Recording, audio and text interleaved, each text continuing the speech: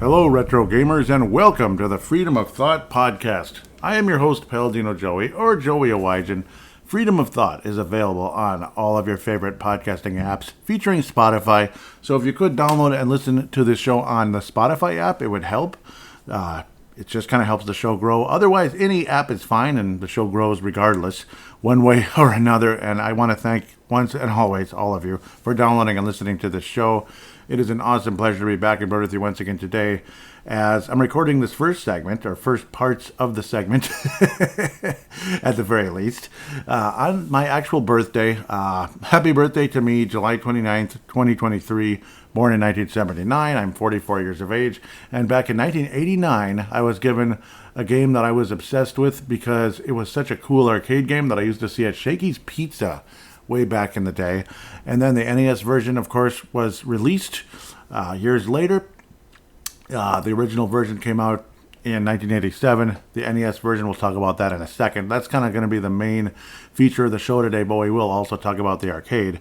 1943, the Battle of Midway. I have to interject really quick. Did I say Freedom of Thought podcast? Where the heck did that come from? The Video Game Flashback podcast. So really apologize that I would actually say that right out of the gate. I have no idea what I was thinking. Anyhow, back to where we were going to be.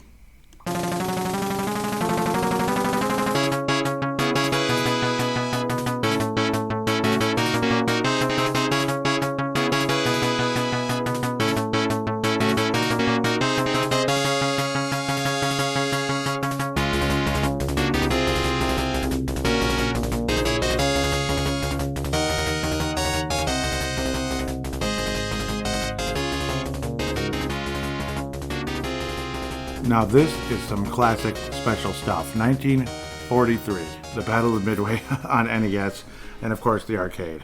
Of course, this is representative of the real Battle of Midway, but unfortunately, you know how the game is called 1943? The Battle of Midway actually happened in 1942. So we'll talk about that just a little bit here. Thanks to Wikipedia, the Battle of Midway was a major battle in the Pacific theater of World War II. Yep, that took place on the 4th through 7th of June, 1942. So the game 1942 is more accurate in terms of the year, the Battle of Midway. So it's just kind of funny. 6 months after the Empire of Japan's attack on Pearl Harbor, and 1 month after the Battle of the Coral Sea, the U.S. Navy, under Admirals Chester W. Nimitz, just like Admiral Grimmett in DuckTales, Frank J. Fletcher, and Raymond Spruance defeated an attack fleet of the Imperial Japanese Navy under Admirals Isukuro Yamamoto, Choichi Nagumo, and Nobutake Kundo, north of Midway Atoll, inflicting devastating damage on the Japanese fleet. Military historian John Keegan called it the most stunning and decisive blow in the history of naval warfare, while naval historian Craig Simmons called it one of the most consequential naval engagements in world history, ranking alongside Salamis. God, it doesn't get any easier. Salamis, Trafalgar, and Tsushima Strait as both tactically decisive and strategically influential. This was the turning point of the Japanese, of the Pacific campaign of World War II. This was the turning point because Midway is a small, tiny island in the middle of the Pacific Ocean, and whoever was able to capture Midway basically would gain an advantage. Like, okay, we're now more than 50% of the way to the other side of the Pacific Ocean. That's the whole point, the Battle of Midway. And that's why it was such a big thing, and the United States had a very, very decisive victory. As mentioned, it was a big thing. Very, very big thing. So I don't want to get too much into the history, but then again, I like it. I love history. Maybe you do as well. And in 1943, boy, you'd certainly battle battleships in this game. And lots of airplanes, of course. It is a very, very fun, enjoyable video game. The arcade version was what I would definitely call a coin muncher. The definition of a coin muncher, because you die every couple seconds and you need to put in a quarter in every bleeping time you die. So that's insanely frustrating. There also was an arcade version of 1942. I'll probably do a review of 1942, but it's unfortunately not as enjoyable as 1943. The arcade game had incredible music, and you will absolutely love what you hear. No doubt about it. I believe, again, that's the soundbite you heard at the beginning, was the main theme, you could say, the main air battle theme, the first one in general, which is on several stages in the game in the arcade version. And of course, the NES version has its own, and you'll hear that very shortly coming up. Obviously, both games are historically difficult. We're talking insane level of difficulty. I mean, again, like I called it, a quarter muncher when it came to the arcade version. The NES version is an endurance round that is also insanely hard. At least in that one, you can keep continuing from where you left off, and you can also get a password system involving letters and numbers. TU290 is a famous one that I have, but that I had earned, but we'll talk about that later. I didn't set myself up all that great. We'll just leave it at that. The arcade version ultimately had 16 levels in which you would fight the historic battleship named Yamato. I keep wanting to say Yamamoto. No, Yamato. Yamato, which was a real ship that unfortunately, or well, at the time, was the most powerful battleship in the world during 1940, well, not 1943 necessarily, or 42, but during World War II. It was the most powerful battleship in the world. It met its end as basically it was sent on a suicide mission when Japan was basically going to lose the war, which, I don't know, it's just sad to think about that everybody on that ship, a lot of young people basically died on that ship. It was sunk, it was defeated and everything, and it was again sent on a suicide mission that even a ship that powerful couldn't survive. Yamato in the arcade version is insanely difficult, as of course, obviously the unrealisticness of this game is that you can get hit more than once. A lot of times you get hit, it's not a good thing, per se. In a propeller plane during World War II, it was not a good thing. I mean, you could survive, possibly, but the, your odds of survival, or at least the plane surviving, per se, obviously you could parachute out, hopefully, if it's not a sudden thing, but the plane surviving would be unlikely when it gets hit, depending on where, I suppose. Is that, again, you can get hit multiple times and all that stuff during the course of both games, the Nintendo version and the arcade version. But in the arcade version, when you got hit with a shot from the big guns on the Yamato, you were dead in one hit, no matter how much energy you have. So in this game, again, you have power-ups and energy, and your energy limit goes up during the course of the game. In the arcade version, it just kind of goes up automatically. And the NES version, you can get powered up. And again, we'll talk about that more and more as we progress through this game review. But you can get powered up and all that, as you can get a flower near the end of a stage. Like, say there's like ships down in the distance. You shoot at that little spot, and then usually on the second last ship, either a flower-type shaped item or a dragonfly will pop up. With a flower, you can add to a different group of possible areas where you could increase your abilities.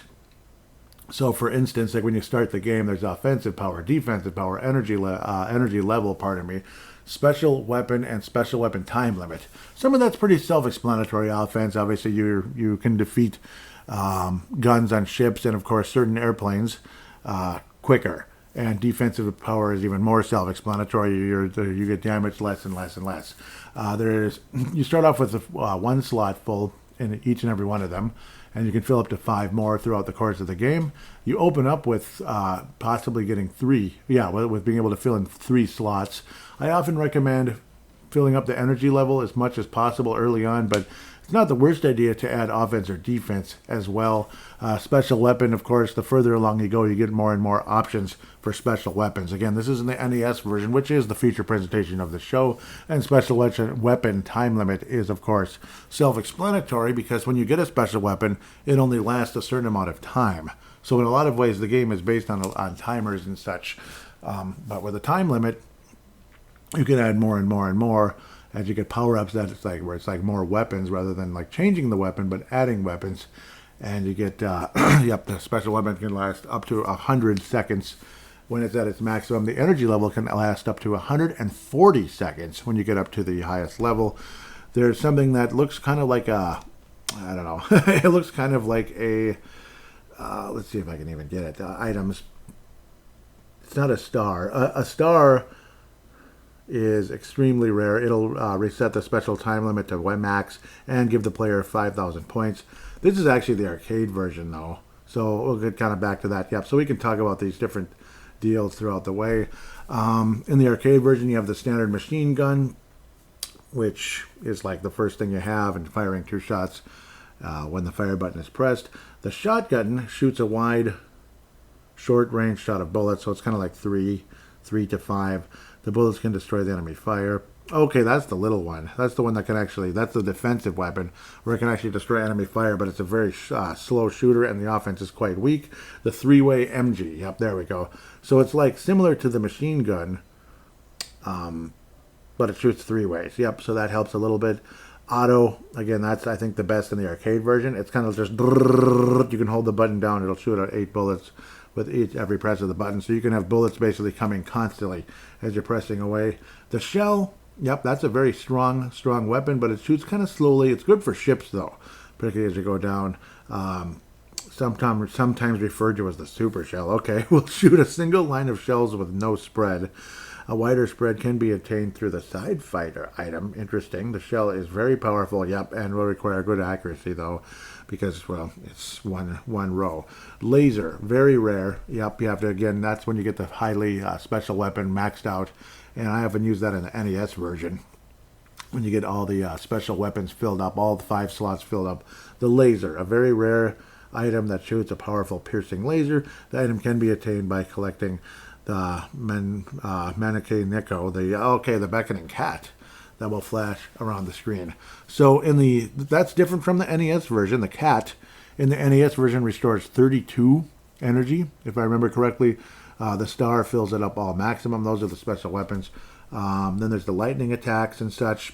These are both in the NES and in the NES and in the arcade version. The lightning attack, that's usable during the air section. It'll destroy all the small targets because there's small planes, there's medium-sized planes, and large planes. So again, you can kind of fill in the blank there. The larger planes obviously take several hits. The medium planes take a few, and the smaller ones take 1 or 2 shots as you get further in the game. And if your offense isn't built up, it will take multiple shots to kill even the smaller planes. So make a major note of that. The tsunami attack, which is usable during the surface attacks against the ships. It destroys all small targets, damage ships, and stop the screen from scrolling a few seconds. So that can also buy you more time to beat up that ship. And again, it'll stop shooting for a little while. It'll kind of be stunned, like the battleship or aircraft carrier, cruisers, and so on and so forth. They'll be kind of like stunned for a little bit, and you can fire away.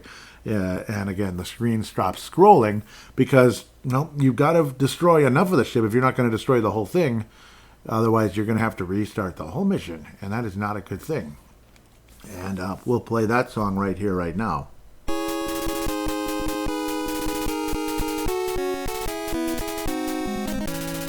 Not a happy time, is it? No, not a happy time at all. So that can be frustrating. And in the arcade version, there's also a cyclone. It destroys all enemy fire. Very interesting there. The POW, that could give you 8 energy. That's in both the NES and the arcade version. The energy tank gives you 16. Actually, no, it's 24. Sorry. Yeah, that's correct. There's multiple tanks, though. It's kind of weird. There's like a stronger tank that gives you 32 in the NES version. Hopefully we can get back to that shortly. Then in the arcade version, it gives you 24. And again, when you see the POWs, you can shoot it and kind of keep going forward. It'll, as you keep firing away, it'll change to different possible items, basically. Different weapons or something like that. So that's something you have to think about. Yashichi can be obtained by shooting special locations or obtained rarely by shooting a fighter under certain circumstances. This will completely refill the player's energy bar. So it looks kind of like, so the Yashichi, looks kind of almost like, I don't know, it's like a circle with a star in it, with kind of like an X in it. I used to call it the blade. I don't even know why I would call it that. But, I don't know, it's almost like a sailor's, what do they call that? It's almost like a life preserver with a propeller on it, kind of. And that restores your energy completely. That's in both the NES and in the arcade. The star refills your magic points. Yeah, it's kind of like that. Yeah, hit points, magic points. It is kind of like magic points, isn't it? But it's weapon energy. And then the side fighters, that's when you can get 2 little airplanes alongside of you. But unfortunately, they are weak and they will be destroyed in a few hits. So that sucks, but that's how it goes. This is the arcade version, and some of this will be related to the NES version. Oh, the cat does shoot the laser. Okay, the cat does shoot the laser in the NES version as well. I got it mixed up with the cow. I apologize. The cat does not restore power energy, but it does give you the laser. So that is in both the NES and the arcade version. My apologies there. Bamboo Shots is arcade, and I'll mention if it's also the NES. Bamboo Shots, in order to make them appear, you must fly over clouds in a certain way. 500 points are awarded for making them appear, and 2,200 for collecting them. Bamboo Shots. I guess. That one, I'm kind of not as familiar with that one for some reason. I guess that flower thing, that must be the strawberry in the NES version. I called it flower, but it's strawberry. To make appear, the player typically has to shoot the higher and smallest battles. Yep, before battleship, before dropping down. They'll give you 10,000 points. So in the arcade version, it's just points. In the NES version, pardon me, it's able to power up your P-38, which is, of course, the airplane you fly, the P-38 from the late 30s, early 40s. In the World War II era, of course, 2 propellers and all that cute stuff. Looks a lot like the airplane that Baloo flies in Tailspin. In fact, I'd say it's about the same. Yeah, so it's a strawberry. It looks like a flower or something. I think they actually call it a flower in the NES manual. That's why I got thrown off. But that's where you can have one power-up rectangle bar, whatever the hell you call it. And then the Dragonfly gives you 2. The Dragonfly gives you 2 in the NES version. In the arcade version, it is points again. So let's get to barrels first. Barrels can be found by shooting hidden locations, and that's the same. So, but this one's closer to the water. Barrels are worth 10,000 points, and in the NES version, it actually gives you more weapons, which would make a hell of a lot more sense, I'd think. Barrels, usually you think of weapons, don't you? The Dragonfly, again, it says the hardest item to get. It is said to appear when a battleship becomes visible from the aerial battle. Yes, and similar in the NES version when you can see the battleships, down in the distance because you're in the aerial battle at the time above the clouds. You shoot away at the second last ship, just like we said about the strawberry. Strawberry gives you 1, and the Dragonfly gives you 2 power-ups. So again, you go to the screen and you can choose offense, defense, whatever, and you can choose one of one and one of the other, or 2 of the same thing. You get the idea. The cow, that gives you, begin shooting secret locations similar to the NES version, where it'll give you 20,000 points. That's a lot in the arcade, but in the NES version, it gives you 32 energy. 32. Mobi-chan. Okay. When a battleship receives, 100% destruction. 4, that's right. 4 pieces will come from the bridge and fly towards the player. Yep. So it's kind of like, the bridge of the ship. They fly up. It's like an explosion, basically. It's debris. You can shoot them. Each piece will deal massive damage to the player if they hit. So it's, again, like getting hit with debris. So stay away from the bridge, number 1, if you know what I mean. But the player gets 10,000 points for each one, so you can rack up points by shooting it, and that's always cool. Sidearms may escape when the bridge explodes. If shot down, it is worth 100,000 points. Hyperdyne. Wow. That's incredible. So that's pretty cool when you think about that. But that doesn't sound a whole super common. The NES version was released 1 year after. We'll read this really quick. And that, again, is our feature presentation. The NES version was released exactly 1 year after the arcade version. The NES version of 1943 introduced the ability to improve the player's plane by permanently, upgrading, certain aspects of its abilities. Yes, like I was talking about. These include the plane's offense and defensive powers, maximum fuel level, that's the energy, and its special weapons and their durations. Yes, so that's the 5 different categories. Category 1, answer. No, I'm kidding. Jeopardy, right? Offensive power for 200. Well, when you fly above the clouds, what item can you find? What is a cow? That's correct. Offensive power for 2. Well, that should be energy level, but sorry. I don't know what I'm talking about. I'm making this harder on myself than I need to. Sorry, I guess it's kind of entertaining. This somewhat alters the game balance, and different tactic is required to survive the game. For example, initially very few weapons are made available. See? Exactly. So you basically just start off with a possible three-way and that stupid Honey Nut Cheerios looking thing that I like to make fun of. But if you do get two of those Honey Nut Cheerios, that are defensive weapons that can destroy the enemy firepower, it's a more powerful attack, at least in the NES version. I do believe they do that in the arcade as well. So what was I saying? For example, initially very, very few weapons are made available. More can be attained from power-ups by putting statistic points into the special weapons ability. Yeah, see? Kai. I do believe this is the... I'm not sure. I thought this... It says 1987. I thought this was kind of like the PC Engine. But maybe it's something else. Oh, it's a family computer version, so it's actually a little different. Cool. So it's 1943 Kai. Developed and released alongside the family computer version. Interesting. 1943 Kai Midway Kaizen is an arcade game. Okay, an alternate version of the original 1943 released in 1987 in Japan. In 1991, here we go. Yep, here it is. This is correct. Yep. In 1991, this version was converted to the PC Engine. Yes, the PC Engine, which is also like TurboGrafx in the US, but the PC Engine is the Japanese version. I do have this game. Yes, thank you, Lord. Thank you. And I do have the... I'll probably do some reviews on that sometime. On the TurboGrafx Mini, so to speak, where it's got PC Engine games that are freaking awesome, like Gradius 2, which we don't have in the U.S. What a good game. And it was an arcade version. It was the arcade version of Gradius 2.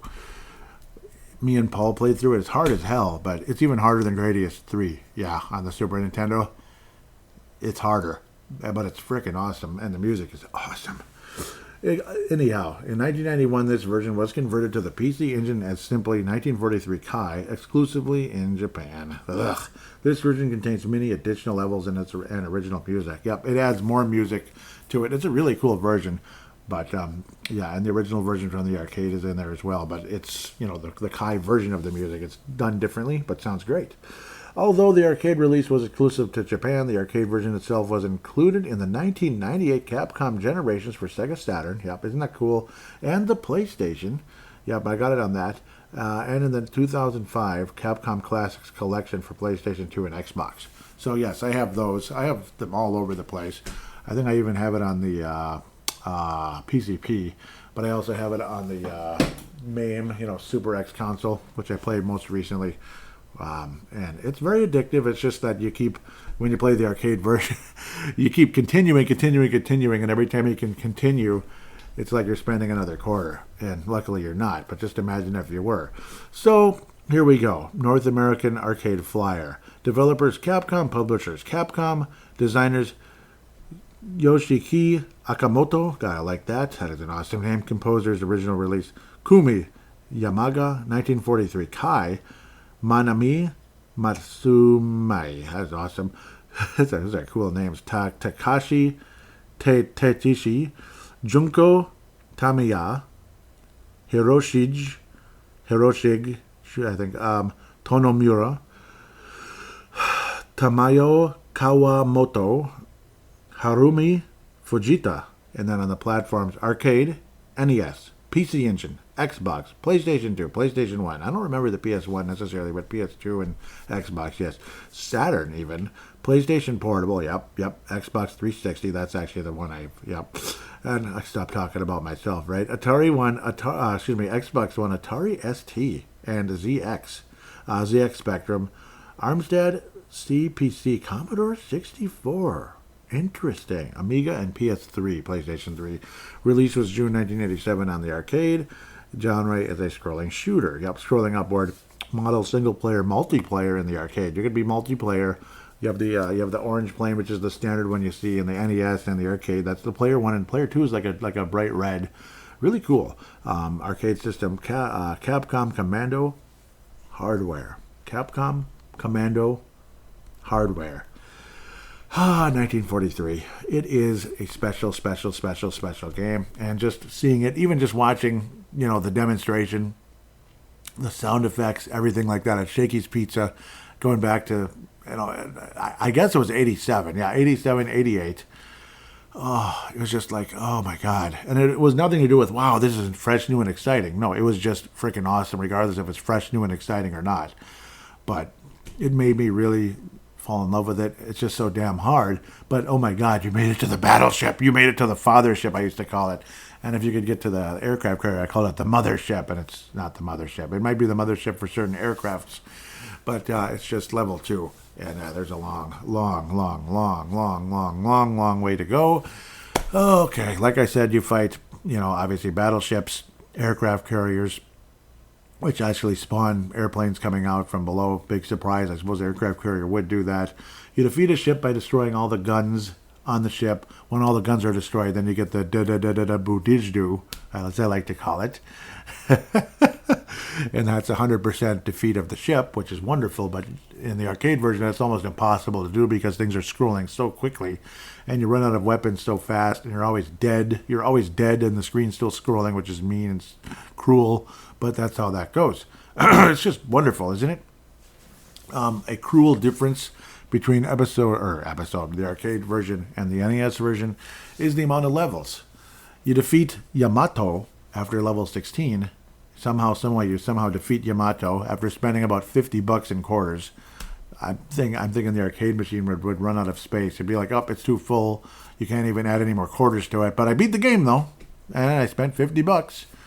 You might as well buy the NES version at that point with that money. Which was probably not even. Yeah, it was like $40, I think, brand new. I think it was. I don't think it was ever even $50. But of course, in the late '80s, $50 is a lot of money. A lot of money, let me tell you. Anybody says here's $50 in 1988, it's like, damn, thank you. Even if you're a young adult, much less a 9-year-old kid or whatever, which is what I was in 1988. But the point is, you defeat Yamato after level 16, you win the game. In the arcade version. In the NES version, it's Tateyako instead of Yamato, but it's the same ship, same idea, the triple gun shot. The triple gun doesn't kill you, though. And there is a strategy to beating Tateyako/Yamato, especially Tateyako, though. The big guns move slower, but of course they're very powerful and they can kill you much faster. Yeah, but they do move slower, so you can trick the gun, kind of like face this way, face that way, and then when it's kind of slowly trying to turn towards you, fire away and blow it away. That's kind of like an early spoiler for, I'll probably mention it again later on in the episode, like near the end or something. But again, after you beat Tateyako in level 16, it says, hey, the war's over, thank you so much, blah, blah, blah. And then it's like, uh-oh, not true. Here we come. Guess what? That was not the real Tateyako. You get to go back to work. 8 more levels. 8 more. And the cruelty has just begun. We'll talk about that very shortly as we jump into 1943 for the NES.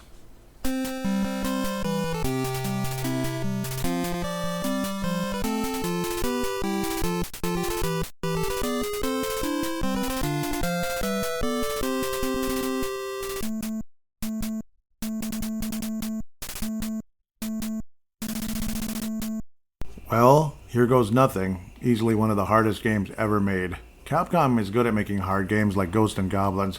We'll get to that one sometime. So of course we're going to start off and we'll kind of hold on as we watch the introduction and all that. So in 1943, our main fleet and the enemy's mobile unit have begun an intense battle off the coast of Valhalla Island. Valhalla Island, huh? Skull Vikings? Yeah, it's getting to be about Viking season. So now some bomber-type planes come in and start beating up our aircraft carrier. That's nice. Bastards. But, well, that's war, unfortunately. During the battle, we have suffered tremendous losses and lost the carrier. Hawk Nest. You are our only hope. Destroy Tateyako, or Totaku, which actually, again, in the arcade version, is Yamato. So, yeah, it's that big, giant, triple gun battleship. So we're going to start things off, and now it goes to the end again. Sorry, start things off. In the past, I used to always just kind of go to energy level, energy level, energy level. You could pick defense, could pick offense. If you pick all energy, yeah, you could get up to like 100 energy when you get the, that maximum like item that's near the end of the first level and multiple levels in the future. I am not going to play through every single level on this game while recording. So that would kind of be too long, I think. And again, the game is so insanely hard, but I'm going to kind of give a general description as I continue forward through the game. And don't expect me to beat it this time around. I've never been able to reenact what I did in the past. I'm going to start off with 2 energy levels and I guess 1 offense. So I'm very offensive. No, I'm just kidding. So we're going to go with that direction. Of course, the first level, Rikaku, that's basically like a regular battleship and all that. You start off, do a loop-de-loop, and you get to hear one of the coolest songs ever as we get started here.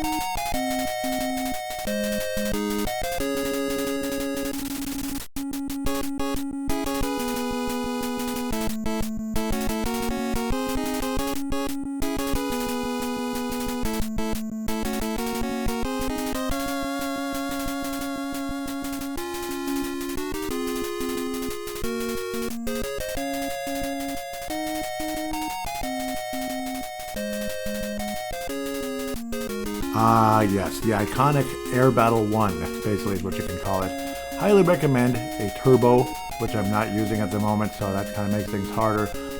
But a turbo controller is just about essential in this game, unless you're going to get the laser weapons and such. But yeah, turbo is definitely essential. You can build up to, unfortunately I didn't buy any special weapons yet, so that's kind of a mistake on my part, probably.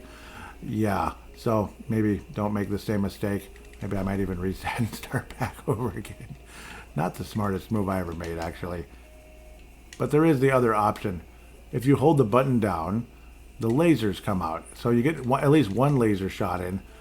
Much later you can get the cat, which is multiple laser shots. I don't know why some weird ad is popping up, but that's always fun. Again, you get the small airplanes that loop-de-loop. They die in 1 hit for the most part. Then you get some weird looking, mid-sized plane that launches what look like small airplanes at you.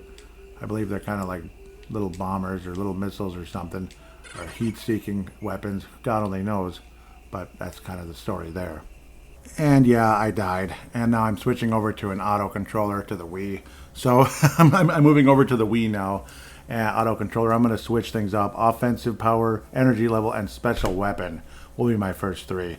Sorry about that. I guess I'm just going to fess up and be honest with what happened here as I'm playing the game. Yes, I died like way too quickly. No auto controller. You can't really play the game. You just can't. You're going to get frustrated. So we're going to have to go about it this way. If the dang thing cooperates with me. There we go. The Wii's a little different. But yeah, Rikaku or whatever. That's the first battleship. And all that good stuff. No longer in HD. So kind of missed having that. But, yep, you can set up the controller to have auto on the Wii. And, of course, you can get auto controllers for the NES Classic. I have 2 NES Classics. One at my parents' house with the auto controller. It's just kind of there, like if I'm at their house and kind of bored waiting for something. So, yeah, it's just kind of how it is. The number 2 weapon, which I already talked about earlier, is the 3-way. I don't really care about that right now as long as I have auto shot. You have the silver planes, the green planes, and all that good stuff. Of course, the great music and the really cool effect of flying above the clouds, which I do love very much. Again, I'm not going to go over every single level throughout the game necessarily. Maybe just talk about them off and on. Will I go all the way? Hopefully I can get all the way to Mission 24. Actually beat the game. We'll see. And I did tell you about getting to Mission 24. If you lose on Mission 24, you go back to 23. So that's, again, what makes the game insanely difficult.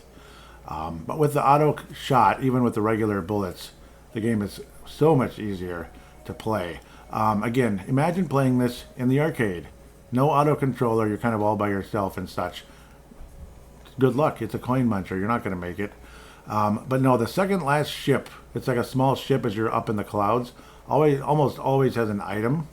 So it's all kind of like you're seeing what you're about to attack.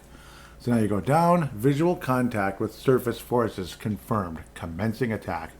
And then you get to hear one of the ship songs as you're leading up to the boss, the battleship. You fight smaller ships. Check it out.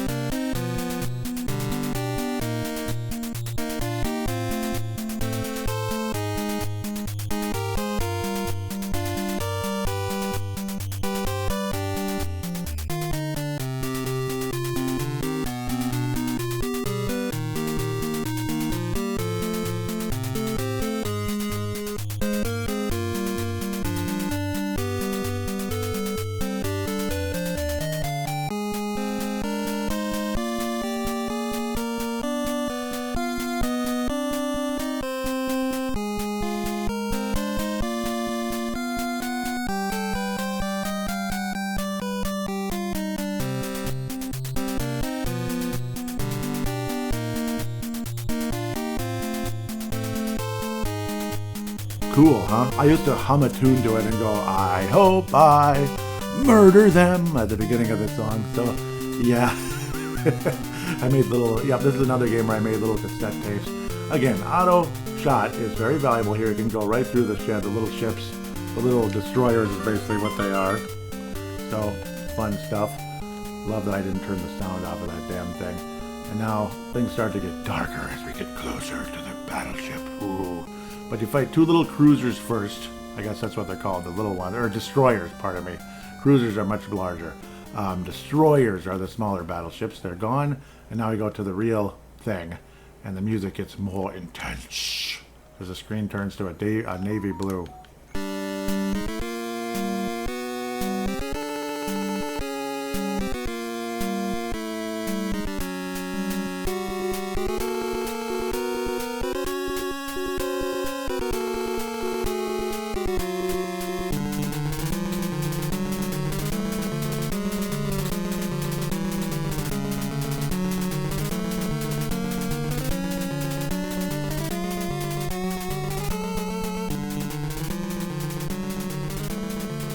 And that's the song you will hear every time you fight an actual ship. Obviously the large airplanes, B-17 bomber type airplanes or B-29, whichever you want to look at it, you'll have a much cooler song in my opinion. Unfortunately though, oftentimes you're going to probably end up hearing this song instead.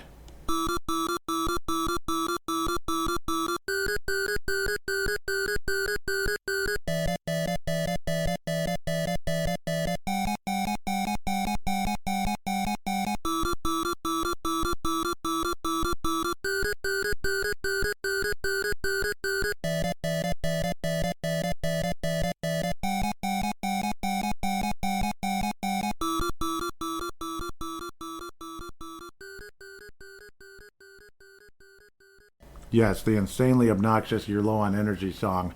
Luckily, when it hits zero, it's not like you die. But if you get hit, you're dead. So that's the whole thing. Obviously, every time you get hit, it can take energy, so to speak. But with the auto shot, you should have no real problem taking out the ship. You might want to fire off one lightning bolt or something. That's with the other button. So you're firing at B, and A is your lightning. I don't believe there's any waves in this game. That's in the arcade version. It's also good, again, like I mentioned, to shoot the debris that comes up. Watch out for it because it will kill you. So do not hang out above the top of the ship, like the center area, like where the cabin is, so to speak, the bridge as they call it. You have the bridge #1. Just fire away at it, destroy them, and you get some extra points and stuff. So now we go to Kaku. Everything is red now, kind of like red waves, so to speak, like the waves are red on the ocean below you. Kind of a cool effect. It can either be sunset or sunrise. I used to think, oh, that's the fire from the ship I just destroyed. No, it's it's like a sunrise or sunset. I'll go with sunset, but I'm sure there are plenty of battles during a sunrise during World War II. Kaku, it's going to be an aircraft carrier, and a new song, Air Battle 2.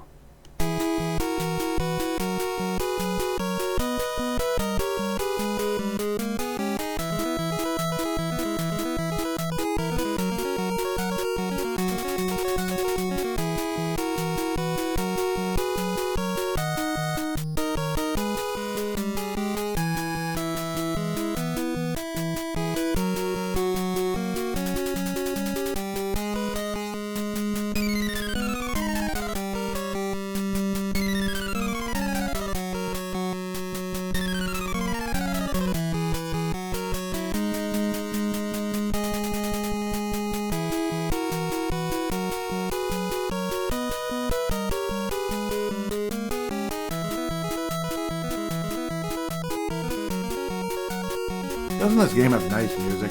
I sure think so. But keep battling away. Again, I'm not going to go over every level, but I'm going to go over some of the early levels and such. And of course, later on, we'll talk about the ships more so than the actual levels, or maybe certain aspects of levels as you get further. When you start fighting a bunch of bombers and such. In the early stages of the game. Oh yeah, and then there's an interesting plane that kind of goes up and down. Those are also kind of cool, where they go down so you can't actually shoot them, but then they come back up and you can. But yeah, so you get these swarming planes and all that. In certain levels though, instead of the power-up type item being like something that might give you more, another option to add, like your equipment and such, so make you stronger. Sometimes it's hanging out in clouds, so fire at clouds all the time. You'll find all kinds of bonus items in clouds as well, so do make note of that as you're playing this difficult but fun game. It's often a smaller cloud, but yeah, no guarantee. Oftentimes, you might find something you're never expecting. It could be a star. Yep, like right here I found a barrel. That obviously gives you more weapons, or it like increases the weapon number that you have, like as it counts down, so to speak. Interesting way of going about things. Again, this is where you get your first flower thingy, or tree, I guess it's called. You could probably choose energy level up. You could choose special weapon as well. I'm gonna go with special weapon. Hell with it, because yeah, we need more. Damn it, we want mo. And also, interestingly enough, the big ship at the end, say when you're way up in the aerial battle, it even looks like an aircraft carrier from above. So kind of cool. You also get a different again sea battle song coming up as well when you fight the destroyers and such. Check it out.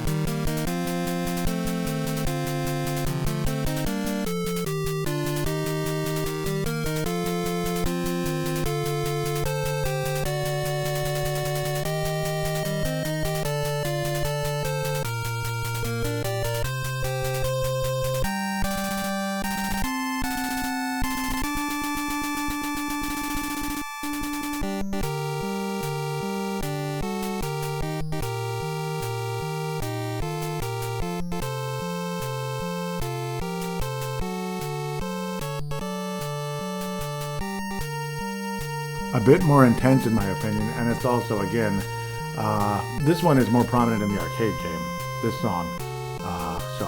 And now you also get that more powerful battleship. I'd call it what would be the next level, cruiser? I get them all mixed up. And this one has it's kind of like a spread bomb that kind of hangs around in the air. Also close to the upper right corner of the ship, kind of close to it, there's a cow. Gives you 32 energy. Not bad, eh? So have a cow, geez. It's something we used to say a lot in the 80s and early 90s. Geez, have a cow. I would venture to say the aircraft carrier is easier. It's just, unfortunately, there's more aircrafts and such. Shoot the little elevators that'll stop airplanes from coming out, kind of like bees coming out of a beehive. You're probably going to want to use lightning, though, also here as well, to get rid of the airplanes and such. Aircraft carriers are generally easier. The bullets the guns are all weaker. It's just there's a lot of them, and there's a lot of planes. Imagine that, a lot of planes in an aircraft carrier. But at least the son of a gun not too hard. And we're going to get to move on to our next aerial battle, level 3 aerial battle, where it's another cool song. In fact, probably my favorite song in the game, where we will fight the first version. You notice I said first version of Ayako, which is basically, it's basically like a B-29 or B-17 bomber. Those big, giant air fortresses with the 4 propellers. Ooh, and that one does have a different battle music. We'll get to that very shortly. For now, check out the amazing Air Battle 3 song.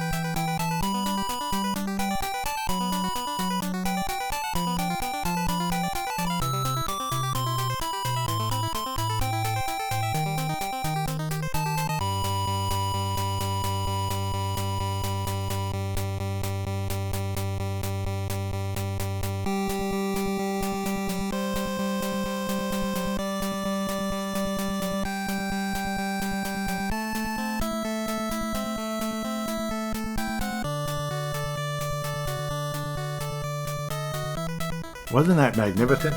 Well, I thought it was. Why don't you like it? Stop complaining. You'll also notice something interesting. Now the clouds are green. Green? Or at least if there are clouds in this level. I believe there are. And other levels that come forward where you're fighting planes, the clouds are often green. What that has to do with clouds? I have no idea. What planes have to do with clouds turning green? I'm not sure, but usually green clouds mean hail, like if you're talking real life. You get that cool automatic shot that is absolutely essential in the arcade version. This one you get to see islands as well, which kind of puts you in that Pacific mood, that Pacific air battle mood. In this version, also this level, because you're not going to see ships, there's a small little island that has your little flower or tree, whatever, that gives you your next, equipment power-up, so to speak. Special weapon, offensive power, defensive power. Let's go with defense, or special time. Let's go with defense. Defense. Defense wins championships. Us in the sports world like to believe that. But if you can't score a goal once in a while, like the Minnesota Wild tend to do, or the Twins can't seem to hit lately, or only when the pitching sucks, then they hit great. Yeah. Sports are an annoying seesaw battle. But I'll get off sports now and back to this air battle and the cool effect of, fighting over the Pacific Ocean with all these cool looking islands. One of them has a small little pond or lake in the middle. Kind of cool. But, yeah. And this one you do have the main power out, or the main energy that gives you full power, full maximum energy, that cool looking, basically it looks like a life preserver with a blade in the middle. And you also get these weird groups of planes that come in fives that come down to the bottom of the screen and turn sideways. They can be a real headache if you're not ready for them. But hopefully you'll figure it out and kick their butts. But you keep rolling forward as best possible. This is getting to be a very busy level. And in fact, having your energy limit being much higher is probably not the worst idea here, because there's so much going on. You might end up dying here real quickly. Yeah, thankfully there's a lot of power-ups leading to the airplane. There's a cow or an elephant on the side. He gives you 16. And then you get the really cool Ayako battle song. Ooh, intense.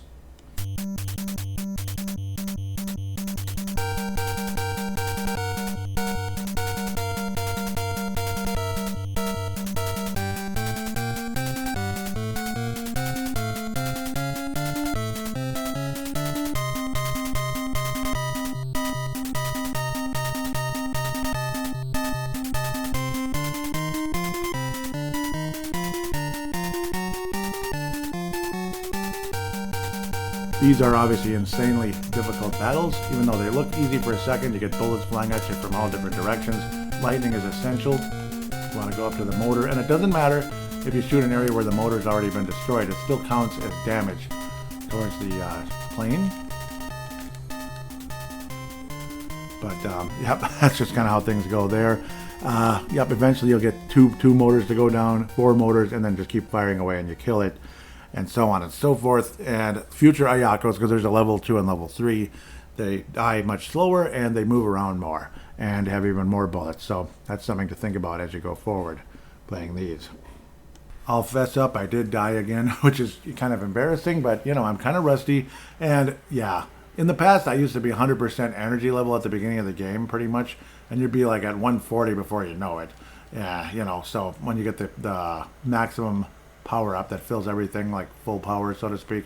So I'll get another energy level instead of the special weapon or defense or anything like that at this stage. Defense will be good later on. It doesn't really make a huge difference at this point. It sure didn't seem to in this level. So we'll bring the energy level higher. I believe it goes up to 80 with what I'm set up at the moment, which isn't that high, but it's better than 70. I don't know. So I almost made a mistake and picked the wrong one, which is really annoying. So you have to be very careful. Take your time when you're choosing and not press the button too quick because it's sensitive. So it's kind of annoying. Yep, but at least we can get up to 80 now and battle our way through this relatively difficult level. Things get a little harder very quickly in this game, especially by the time you get to level 7. That's when some planes actually take 2 hits if you haven't built up your offensive power. So make note of that as you pursue through this game, no doubt about it. Sometimes an essential strategy can be that, say like there's a power up on the screen, but you have a lot of energy already. You can let it kind of sink to the bottom and then pick it up down there. Just kind of wait. That's a way to do it. Maybe if you get hit a couple times or get hit once or your energy ticks off or whatever, ticks away. It's a nice, efficient way to actually preserve the energy as it comes to you. Kind of like playing badminton. You let the birdie come down to you rather than jump at it, which is dumb. It makes no sense. You're just wasting your energy in real life. So now we're hoping to finally get to the stupid plane. If I ever do get there, to Ayako. Ayako! Yes, I know. Again, look for the elephant in the right-hand side of the screen as it turns dark. It'll give you 16 energy, which isn't great, but it's better than nothing. You're going to need it, damn it. Especially if you're not used to fighting Ayako. You know me, I'm used to fighting the B-17 bombers or whatever they are, but you should be able to beat it easily if you have enough energy and are kind of aggressive. You fly right up to the plane, not too close, and if you have an auto controller, it's going to pelt him so quickly that him or her, whatever, and down they go.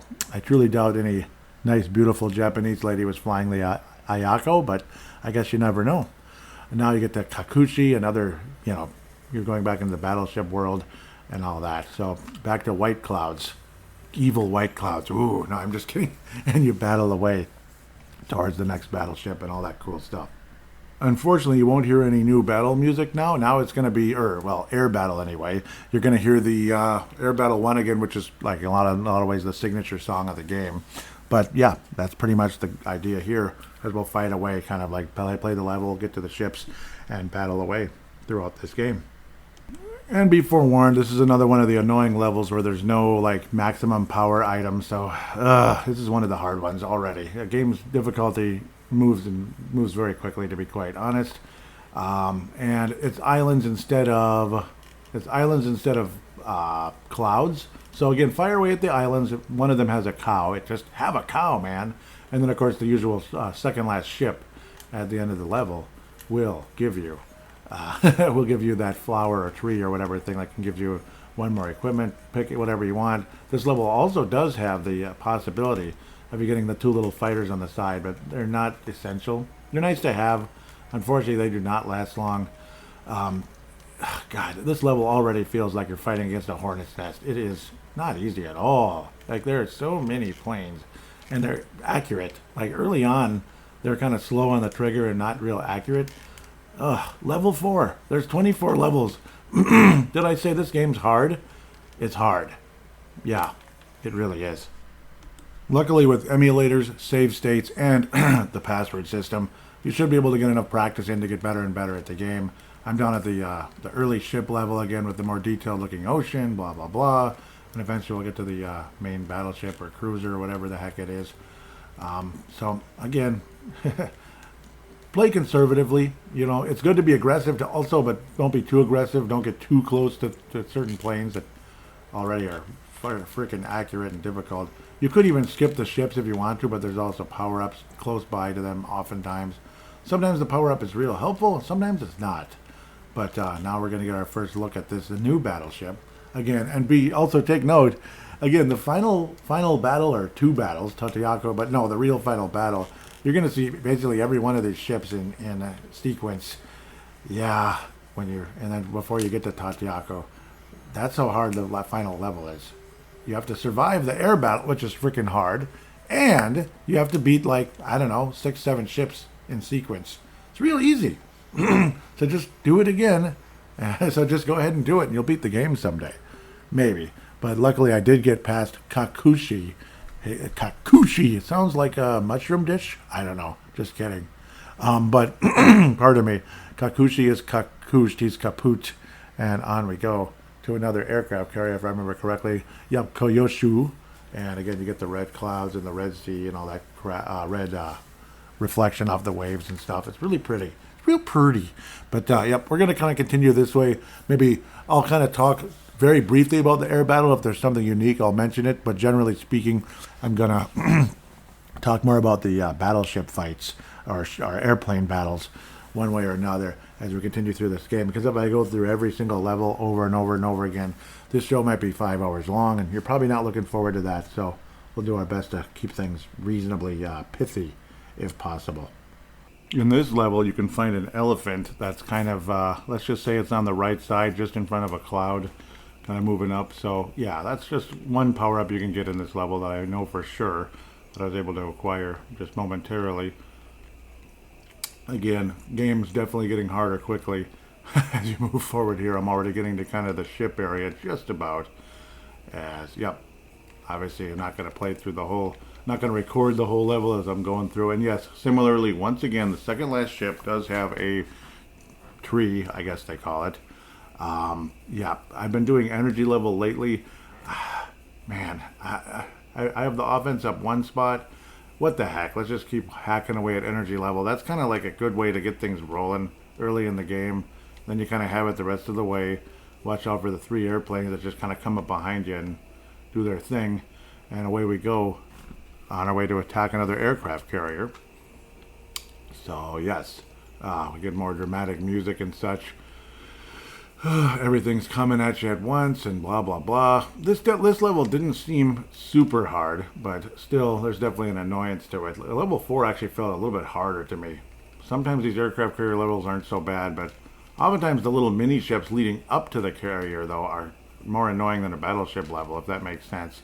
There's a star which would refill your weapons if you have any to maximum capability if I had any equipped right now, but I don't. I've been firing away with the regular weapons. And here comes the aircraft carrier. Yes, sir, we're about to hack away at it. And you notice this is the first aircraft carrier that has like what looks like kind of a fin in the back.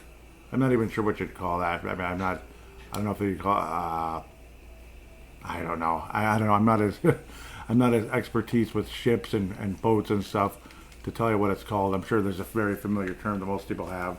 There's something like bow and stuff like that, but I don't know. What do I know?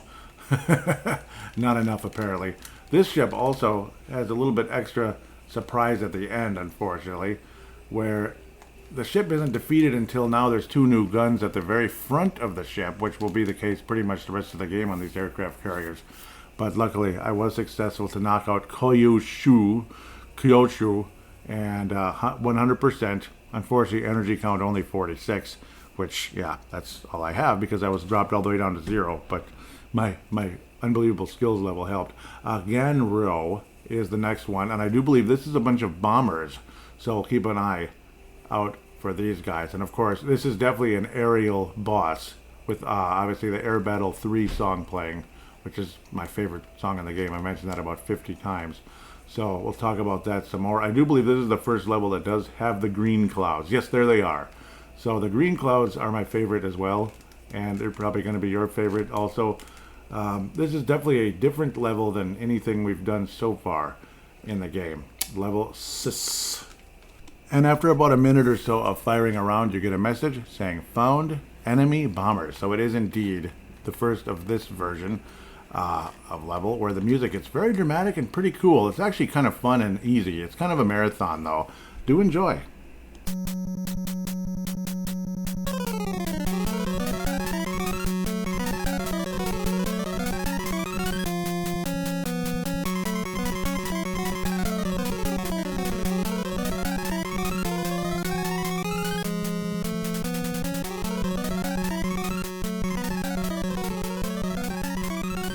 Ah, yes, the enemy bomber song. Most of the time, these are not too difficult, but it's, again, an endurance round. You just gotta kind of fire away, kill everything kind of coming your way, at least in terms of the big planes. Those are the enemy bombers.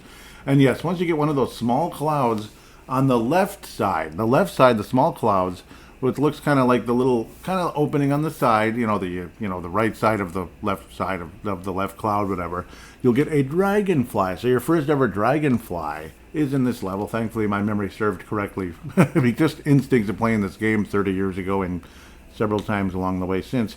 Dragonflies give you two boxes you can fill now. So you can max out the energy level and maybe add like a special weapon or something, which I guess I did accidentally. You know what? I'm going to say no. Okay, add the energy level. That stupid auto button. Special weapon time limit. What do you think of that? Add the time limit. That's almost more important than the special weapon. But once you do max out the special weapon, you will get the laser and or the energy tank type of dilly. But also this level does provide you along the way with that wonderful, I already forgot what it's called. I'll pick it up here in a second, but the item that gives you full power, full energy. 140, baby. So yeah, now that my energy level is maxed out, we can work on special weapon time limit or whatever the heck else. Special weapons in general are always a good thing as well because, well, let's have some special weapons. Otherwise, the green clouds are cool. The marathon type music is fun. This is by far the easiest of the enemy bomber levels because they don't even shoot at you hardly. They just, a couple of them launch out those airplane-like things. I still don't know what the heck they're supposed to be. It's almost impossible to get every bomber. At least one or two are going to get away, so be expected to, not get 100%. Though I think I'm there. I think I'm still 100% along the way thanks to the auto button. Without it, it's not going to happen. But I do enjoy these levels. They're actually quite, fun. And again, the green clouds rock, and the music is fun and all that stuff. So one might get away. 1, 2, 3. Got him. Yeah. My mom used to say, think about how many soldiers you're killing, like soldiers like on the ships and all that, naval officers in Japan and stuff. But it is what it is. Let's see if I did get 100%. Yes, I did. 100%. I don't usually get that, so that's kind of fun.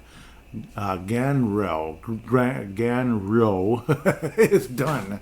100% defeat. And now the game gets much harder. Choco. It will make you choke. But luckily, if you're fortunate enough like me, you probably have a ton of energy coming into this level. You might want to save state if you're one of those types that wants to save state, or you just want to play it pure, then play it pure and all that stuff. But with 130 some or so energy, if you played it as well as I did, fortunately I did, and this time around, this level sucks. This is when the game gets way, way harder. And if you have not built up at least 1 bar of offensive power, be prepared to have to shoot every single plane twice. That is frickin' annoying.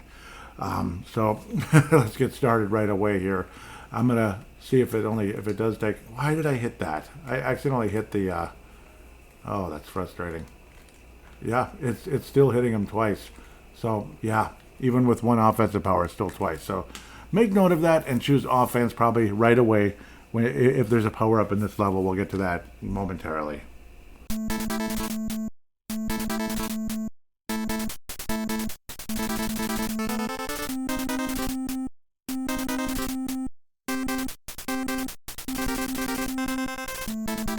And for the record, that full power-up item, when in terms of energy, not weapons necessarily, the star fills up the weapons all the way, and it's pretty rare.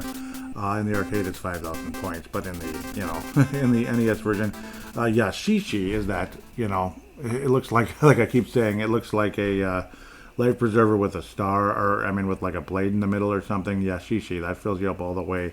Also, now I'm getting some kind of a Capcom fighter. It almost looks like something out of a Metroid That gives you 64 energy, and it actually would give you weapons as well. But they're not showing it in the arcade version, so that one must have never happened in the arcade version. Let's get to the NES version here very quickly. Okay, so I guess that's the Mobi-Chan. Cool. So, yep, it's, okay, yep, so that's where the 64 came in. Sorry. 32 extra units of energy and 32 extra seconds of special weapon time. So, yes, that's what the Mobi-Chin does. It looks kind of like something, again, out of Mobi-Chan. Looks almost like Metroid or something. So, now I have a strategy wiki in front of me, which actually has the NES, all the information in there. Interesting. Considered rarer than bamboo shots. Yep, that's the dragonfly. 3 stages contain a hidden dragonfly. This lucky item grants 2 extra stat points to distribute. Be on the lookout for them. Yep, and the cow gives you 32. The elephant gives you 16, so that was all right. Yeah, the bamboo shots? That's what that's called? That tree-looking thing? Okay, so it's called the bamboo shots. All right, apologize for my stupidity. The barrel gives you 16 seconds of the special weapon timer. And yeah, now you got everything in front of me. This is wonderful. So POW, again, like I didn't even mention this, but I've known it forever. The POW gives you only 8 units of energy. The shotgun, yep, that thing is like a defensive item because it makes bullets makes the bullet projectiles disappear. And if you get it 2 times in a row, it becomes like a stronger version of it, which is actually really cool. We used to call it Honey Nut Cheerios because we're weird. The 3-way shot, the auto shot. In the arcade version, the auto shot's the best weapon in the game, in my opinion. The shell is very powerful, but it's kind of slow, and it's only 1 shot kind of type of thing. Then there's the large energy tank, which, again, this is when you have all the special weapons filled up, or up to a certain point. The large energy tank gives you 32 units of energy. Again, this is as you're shooting away at the POW, and it keeps turning into more and more different items. And then the Maneki Nico, yeah, Nico always seems to mean cats. That gives you a laser shot, which is incredible. That is the best weapon in the NES version. And the small energy tank goes all the way to the end. It only gives you 12. So if you wind up with the small energy tank, that's, of course, you shoot the POW too many times, and then you just run out of spots. And you wind up with the regular energy tank, which is okay early on in the game. Later on, you're probably going to be mad because you're going to miss out on something better, like the 32 energy tank or the Maneki Nico, which is a dang good thing to have. So, apologize, just wanted to kind of get that out. I do recommend, again, strategywiki.org for 1943, the Battle of Midway NES walkthrough. Sorry, I'm talking faster than I'm thinking, or thinking faster than I'm talking, whatever it is. But because of that special item that I wanted to talk about, that does give you, it's the only item in the game that gives you energy and weapons at the same time. Pretty cool. Mobi-Chan. Now, on to le game, laddies. And for the record, the Mobi-Chan shows up on level 7 kind of in the front of a very large cloud that fills up the whole screen fairly early in the level. So, yeah. Look, like I always say, shoot kind of everywhere all the time, especially if you have an auto shot. Of course, you can be able to shoot everywhere all the time, but that way you can pick up something, eh? And once you finally do get to the bamboo shots, yeah, well, I guess that's bamboo shots. Whatever it is. Offense, my friends, offense, because everything has to be hit twice, and you can also notice, even the bombers, you can tell it's taking longer to kill them, so offense, my friends, offense. At least one piece. It's like, duh, everything's taking too long to be destroyed. It's hurting my feelings. God dang it, I keep pressing that stupid lightning button. Yeah, now I'm killing planes in one shot, but I just wasted another lightning. Great, right? Great. The one good thing, the small ship section is very, very, very, very short. You just get one little thing, but you get 2 battleships. One of them is very small. So, yeah, it's a very small battleship. So it's kind of like a mini-boss in the major boss dealie. So be aware of that. You might want to use lightning. You might not. Whatever. Hopefully you can be able to take out the son of a gun. It doesn't blow up or anything crazy. It's a small battleship, and then you get the much larger one, which is a lot of tiny little guns on it, which is entertaining, I guess, to a point. And it also has planes coming off the back, which is quite interesting. So it's kind of like a semi-miniature aircraft carrier type of ship. I'm sure they had these type of things where it's got a bajillion guns near the front area. Luckily, I still have at least one lightning left. I beat the hell out of this ship. It would never survive. Yeah, it's dead. It's kaput. It's almost like a miniature Totako in a lot of ways. Totokako in a lot of ways. But Choco is choked. He's gone. 100% defeated. 50 count energy, blah, bitty, blah. As we head to level 8, and the game continues to get harder and harder and harder and harder. Yep, Rosh Uku. I probably want to comment about the beginning of this level before I say anything, because this is when the game starts to, the bleep starts to hit the fan, if I remember correctly. Oh, maybe it's not the level I'm thinking. There's a level coming up very soon where the game just gets stupid hard, really stupid fast, where a bunch of biplanes basically come up behind you. That's a lot of fun. Yeah, it really makes for an insanely difficult level, and their defense is high, and their offense is high, and their high IQ, and all that good stuff. So, a lot of fun. That's what makes 1943 one of the hardest games ever made, in my humble opinion. I just grabbed something, but I didn't see what it was. I don't know. Maybe it was a star or something, but there was a special item somewhere on the right side of the level that I apparently missed out on. So, yeah. And yes, the biplanes do come. They do eventually start showing up, just not right away. I was thinking of a different level later on when the game starts to get insanely hard. I forget exactly when that is. We'll get there. I don't think it's too far away, actually. But yeah, the biplanes are here now, and that's when the game starts to get even harder. Remember, 24 levels, right? This is level 8. Yeah. Welcome to 1943, folks. Yes, thankfully this level does have bamboo shots. I know a couple of them don't. But again, the second last ship, so just like before, and all that cool stuff. Again, this is an aircraft carrier level. It's most likely it is, from what I remember. Special weapon time limit, special weapon, special weapon time limit, special weapon. I don't know. I'm leaning towards special weapon. Let's fill that sucker up, eh? But it's kind of up to you. It doesn't really matter. At least like we get a little more offense, and probably better start filling up that defense too, sooner than later, I would have to think, as we head down to the enemy forces. Woohoo!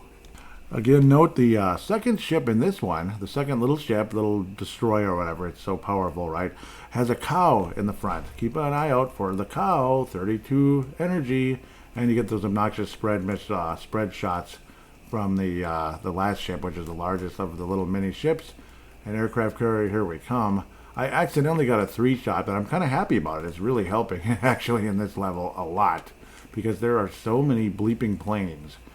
Oh my. It's not making for fun times at all. But I just might defeat this dang level, and boy will I be happy, as these planes are looking to kamikaze me into Kingdom Come, which is really mean and awful. And it does have the 2 shots, but I did defeat level 8. Thank you, Lord. Oh my. Whew. Getting past level 8 on the first try is an amazing feeling, actually. 50 count energy, and off to level 9 we go. Level 9, that is. But 9 works too. So now we're going to find out what we have coming up next. It is Ayako 2. Ayako 2. Ooh, baby. Ayako. Anyway, the number 2 of the 3 planes. I do believe this one's like a brownish color. Ayako 1 is green. Ayako 2 is, I hope I'm not getting them mixed up. I believe it's like a brownish orangish color. And Ayako 3 is like a silvery color, a very powerful plane with a lot of mobility, and again takes more shots to the feet each time around. It's more mobile and all that stuff, and more stuff coming your way to give you hell. Fun, but do enjoy the awesome Air Battle 3 music. I think I want to put it in again right here and right now.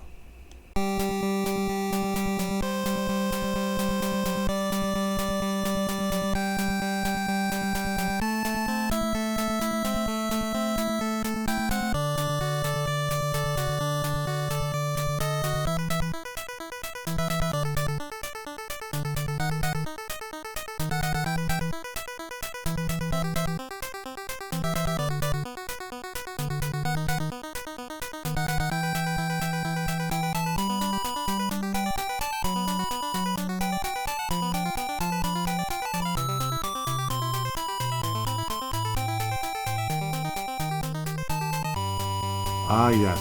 beautiful song, and we get those beautiful green clouds again. So pick whatever you want. Again, on the left side, one of those small clouds. Those are the ones that tend to have stuff sometimes. But yeah, always keep a look on those little clouds on the left side of the screen. There might be an item in there. In this case, it's the bamboo shot. So offense, defense, special weapons, special weapon time limit. I don't know. The offense seems to be getting weaker and weaker. Defense would be nice if it actually helps. I'm going to go with defense. What the heck? I feel like I'm getting my butt kicked every second as I'm playing this level. The biplanes are freaking annoying. They come up from behind you and they swarm.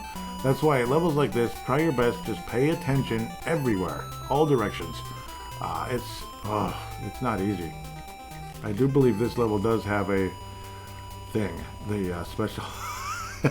My favorite thing here. Thank God for the pause button. It is. Yep. I keep forgetting what it's called. Now I lost it. And you're probably you're probably wanting to beat me up by with my crappy forget. Yashichi. Yep. So one of these days I'll get it correctly. Yashichi. Did I mention this game came from Japan? Yeah. No, it didn't come out of Japan. No. They're just being funny, you know. Yep. No, it's very Japanese. It's as Japanese as it gets. Yet who are we fighting against? Japan. It's kind of weird. Japan fighting against Japan. Must be a civil war, right? No, this is World War II in 1943, but it's the real Battle of Midway happened in 1942, and blah, blah, blah. It was quite a interesting situation, as we all know. So, yeah, this level is not easy, and the boss certainly isn't either. Along the way, I had a change of plan and added actually the special weapon again because I was one notch away from a large energy tank. So that's actually pure genius for this part of the game because large energy tanks, like I said earlier, give you 32 energy, and my God, do I need it, as I've been getting pelted and pelted and pelted. But here comes Ayako 2, as I remember, yes, brownish colored, brownish orangish kind of color, depending on your sight or whatever. But of course, you want to get up close to the motors if you can. Use lightning, time everything right as the bullets start flying. Shoot lightning, blow the son of a bitch out of the sky, and well, we won. I won, we won, whatever. And it's a wonderful feeling. Oh, that level sucks. It's freaking hard. Ayako 2 is down 100%, 56 count. Energy up to 83. So thanks to those energy tanks, level 2 or whatever. So this is a Kayu now, Kayu for mission 10. I do believe this is one of the levels that, you know, starts to get ungodly difficult. So yeah, ready to enjoy more fun with the extremely difficult levels. I'm just happy to be done with Ayako 2. Ayako 3 is still yet to come later on. Probably not too far off, actually, because once you get to level 16, it's Totayako, or however you say it, the cheap imitation version of Yamato. And then guess what? We get to continue from scratch. Well, sort of. 8 more levels anyway that are harder than hell. This one doesn't look too intimidating just yet. I think it's, pretty sure it's an aircraft carrier, if I remember correctly, and good for them. Yes, my God, having that large energy tank is a game changer. The rest of the game, honestly. It's like you just shoot away at the weapon thing instead of like looking for a weapon. You can restore 32 energy instantly, and I'm going to say it 100 times. It feels like $1 billion. One more and you get the laser, which with auto shot is the most powerful weapon in the game. Great news also as I'm firing away with the 3-way. There's a star. There's a star. A star is born. Special weapon time limit's up to 72 at the moment, which is not bad. So feeling good right now. That's why I'm actually still recording through the level, which actually went remarkably fast. Unfortunately, so did my energy. That went remarkably fast too. Not many power-ups going on at the moment. I could just get to, oh, another dragonfly. Well, well, well. I'll be daggone. I think we're going to do a special weapon, which is the laser. I don't know why it's not letting me choose it. Oh, right, because I can't do 2 of them. How quaint. Special weapon time limit 1. It's not letting me pick the special weapon. That doesn't make any sense. Maybe you have to be at a certain level. Sorry for the background noise. Great podcasting, Joey. That's odd. Let's go with special weapon time limit maybe 2 times, or offensive power. Special weapon time limit, screw it. Special weapon time limit's as valuable as it gets. So, yeah. Now we're going to commence an attack on some ships. It looks like it's a battleship. That ain't no aircraft carrier. So battleship, I'm guessing it's going to be similar to level 4 and level 7. That's just my guess. If I could just get that damn energy tank. And of course I didn't, because I'm a dummy. And the fun is over for the moment. Well, that's how that goes though, folks. And this is one of the super duper hard levels as the game starts to get even faster, as the little biplanes that come up behind you are really, really, really fast now. So it's even better. Yeah, the game just gets harder in very quick intervals. Not gentle ones, but real quick ones. So again, enjoy.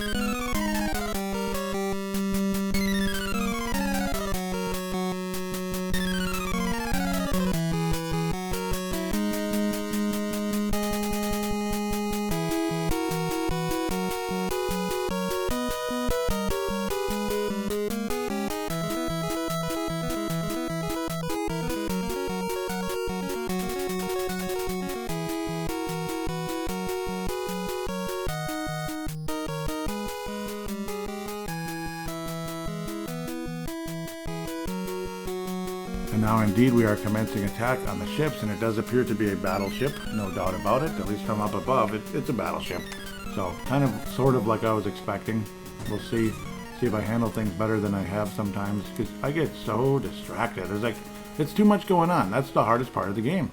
There's too much going on. Bullets flying at you from all different directions. You want to get the power up. You want to get the energy. You want to shoot the weapons. You want to shoot the ship. You want to shoot the planes. You got bullets coming at you 100 miles an hour, and they're accurate shots. That's why this game's so dang hard. That's the reason. Good luck, right? It's Ghosts and Goblins in the air, basically. It's aerial Ghosts and Goblins. Probably a lot like World War II was for a lot of the Air Force and such, and everybody else. I can only imagine. And all the nightmares those men had. Oh boy. Yeah, this is a massive battleship. I remember this one now. It's actually quite intimidating looking. It's kind of a lot meaner looking version of the ship on level 7, I'd say. Yeah, there's shots, guns everywhere, like a billion of them. It's almost like illegal. Like, how many guns can you have on a ship? My goodness. Like, it's almost, yeah. Not that this would be a fair fight anyway. Let's take on a battleship all by yourself against a million airplanes. And then do it again, and again, and again, and again. And with that said, Caillou is dead, but I had 0 energy, or 1 energy. Thank you for the generosity. 56 count. Level 10 is done, praise the Lord. And on to mission 11. Here we go. Bunshu. I do believe this is another of the bomber attacks, which is actually quite easy. Good. It's a nice break after the last few levels. Level 8, 9, and 10 were absolutely brutal, so this would be definitely a relief if it's one of those bomber attacks, though I'm sure the shots are going to be more and more common, unfortunately. So, yeah, there's that. Gotta love the beautiful green clouds back in the sky again. As, yep, it's definitely an airplane type level. I still always wonder what the green clouds are, but yeah, at the time I'm recording this, it was quite a hailstorm recently, so yeah, not something fun to think about at the moment, I suppose. But yeah, there was definitely a greenness in the sky, and that's what hail usually does. You know, when the sunlight shines through the cloud, it goes through the ice, and you get green. Yeah. Anyhow, enough of that. Enough of my weather situation. We're getting to the enemy bombers being found and all that cool stuff. I've been using the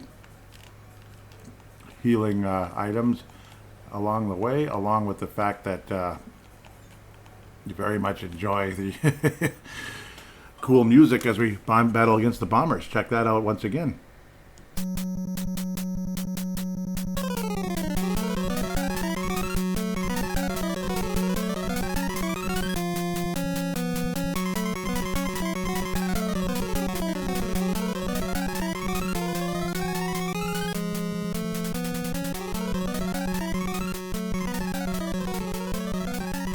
Never gets old, and they are fun levels to enjoy. And there's a Still don't understand where it comes from, but the bamboo deal. So I got that already acquired. Pardon me. Got the bamboo deal. They don't let me have the special weapon still, which is I don't understand that. That's really strange. It would be nice to have the laser shot, but they're just not giving it to me yet. So either special weapon time limit, offensive power, defensive power, special weapon time limit, maybe. Maybe let's build some defense. Kind of boring, but what the heck. Let's build up the D for now. That might be a good thing, especially as you get further and further in the game and such. Because you can build up the special weapon time limit. It's pretty high already, and yeah, it's already what, like 3-4 rectangles in. But nothing too intimidating about these guys at the moment. Just keep healing up and keep firing away. Offensive power is pretty strong. It's still taking them out pretty fast, even with regular shots, if you have an auto shot. I'm going to go with the automatics now for fun, because they're fast. And they do sure wipe these suckers out pretty quick. This level's not any harder, really, than the previous one of these. I believe that was level 6, if I remember correctly. So, interesting to think about there. Uh-oh, one got away, but I'm sure I'm okay. Whoops, one got away. Kind of distracted here as I keep firing away and finding, like, items and such. There's an elephant right before the big cloud that covers most of the sky type of deal. So, there's always stuff, and it's fun to look around for it. I'm tempted to switch to the shell. What the hell? Switch to the shell. I think it's just annihilates everything in its path. It's just a little slower. Another plane is about to get away. Oh, no, he's not. I beat it. I think 2 got away, so I got 84%. I guess that's fine. Bunshu is gone. That's about the best thing we can say. Mission number 12, Dose, is in the house now. Chojin, that sounds very familiar. I guess there was Choko earlier, so I believe this is a battleship. So, time for some fun, and we get that classic Air Battle 1 music pumping into our ears yet again. And what I absolutely love about those bomber levels, the fact that they're so easy and you can kind of power up along the way. Oftentimes, yeah, you get into the rest of the game, or to the next level anyway, with completely full power. So that's just always the coolest thing ever, to be quite fair. I think I want a spread shot with the way this level's showing up. There's a lot going on. Boy, there are planes coming in all directions. The difficulty is back, full force. Not too surprising, unfortunately. Always keep firing in every area to look for special items, because why the heck not? I mean, it makes your game easier. Why wouldn't you want it? So, power-ups or, whatever the heck they are. Honest to God, the hardest part about this game, particularly in the air battles, is when you're trying to get to the correct power-up, because it takes multiple shots and everything to get there. And sometimes the auto shot makes it move too fast. And you're just getting swarmed like it's a hornet's nest, non-stop by plane after plane after plane after plane. Fortunately, this one does have the full power item, thank you God in heaven. So I went from like 30 energy to 140. How about that, eh? Not bad. Still won't give me the special weapon. Those cheap sons of biscuits. Maybe it's not until later. Not till later, yeah. Maybe it's not till level like 17 or something. That's my guess. We'll have to wait and see. Now I got a decision to make. Let's go with offense. So let's just wipe out ships and stuff faster. Why the heck not? We're about to commence a battle with a battleship. What a concept. A battle with a battleship. Yeah, I know. I'm so funny, right? This is where some people might want to save state. Some people don't. Some people do. Who cares? It's up to you. Yeah, right out of the gate, you get one of those medium-sized ships. Jeez, with the spread bombs or spread missiles, whatever they are. God, that's harsh. And it's moving so quick. Oh my God, you're moving quick, basically. The screen is. Ugh, brutal. But luckily, that's the only ship, the only mini-boss, so to speak, before the main boss. It's battleship time. Battleship time. It's one of those again. So it's kind of like level 4, like a meaner version of level 4, where you get the smaller cruiser or whatever the heck it is with a couple planes coming off of it, and then eventually you'll get the one with the instead of the pinkish colored runway, the orange runway, which is a meaner one. So it's like an aircraft battleship carrier. You can also again move your plane around. The guns are slower, so if you can trick the gun to kind of keep spinning towards you as you're spinning around it, it will move slower and you can take it out as it's trying to get in your direction. And of course, as soon as you get to the battleship, like always, lightning, lightning, lightning, or at least one lightning to shut things down for a bit, and pelt the living hell out of the son of a gun. And yeah, it's just like level 4, but like a meaner version, I guess. He's gone. Adios, amigo. And we move on to level 13. A lucky level 13. Chojo, a total loss. Chojin, pardon me. 100% defeat. Destructive rate, 60 count energy charge. And on we go to level 13. DS3. Okay, I'm just getting a Reju. That's definitely going to be, and with the pink waves and such, be ready for another aircraft carrier level. The game does get repetitive, yes. It's fun, but it does get repetitive. That's just the nature of the beast. Thankfully, I have over 100 energy to start off the level, so that's always a nice boost. And yeah, that again, I'm going to repeat this probably 1,000 times as I do the show. That's kind of the key to success in this game. It kind of is. Like, just, I don't know, do your best and leave the rest, I guess. Of course, again, like I always say, power-ups, getting the power-ups and not getting hit is one of the hardest parts of the game. It's not easy, baby. It ain't easy. But if you can get that large energy tank, it'll help. This level is very familiar to others in the past. Again, the center of the large cloud before you hit the large cloud is a star. Unfortunately, I don't have any weapons equipped. So that kind of stinks. But it's the way I play, man. I'm just not good. Not as good as I'd like to be. Right now I'm just getting absolutely annihilated because the level's getting busier and busier. And I'm concentrating too much on power-ups. Yep, those biplanes that come up behind you are back. So that's definitely something to talk about as we go forward. Yes, yep, and then, yep, the bomber planes that come through that aren't really bombers at all. They just shoot bullets at you.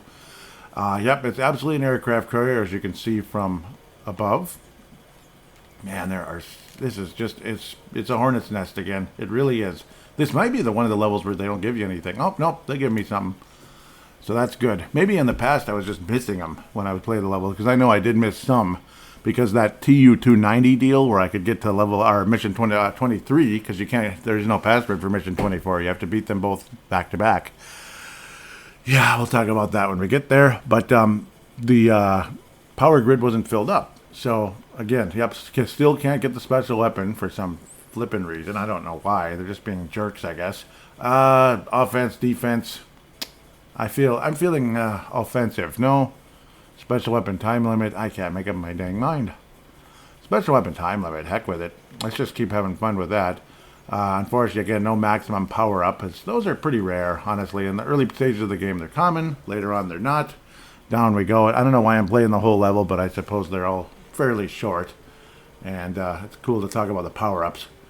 I just kamikazed myself into a plane. How smart was that? Pure genius. Stupid. Stupid, stupid. Thank you, Lord, for the large energy tanks that you can get. Small ones help too, but not nearly as much. Yeah, it's unfortunately there's a ton of small little destroyers, as they like to call them, in the Navy. And my energy has been depleted because of the hornet's nest that I'm constantly being pelted with. Aircraft carrier time, and again, aircraft carriers are hornet's nests because there's going to be a billion planes. And now there's these obnoxious, I don't even know what you'd call them. They have two motors. They're little planes, but they literally swarm you down. And those are kind of making their first appearance in the game. Thank God for the loop-de-loop lightning effect, because, yeah, you're going to need it. Every plane here has a kamikaze mentality, I'll have to say. It is awful. Absolutely awful. Frickin' awful. Thankfully, I did escape, but with 0 energy. So, probably not the best setup for the next level. In fact, it's the worst setup you could ever have.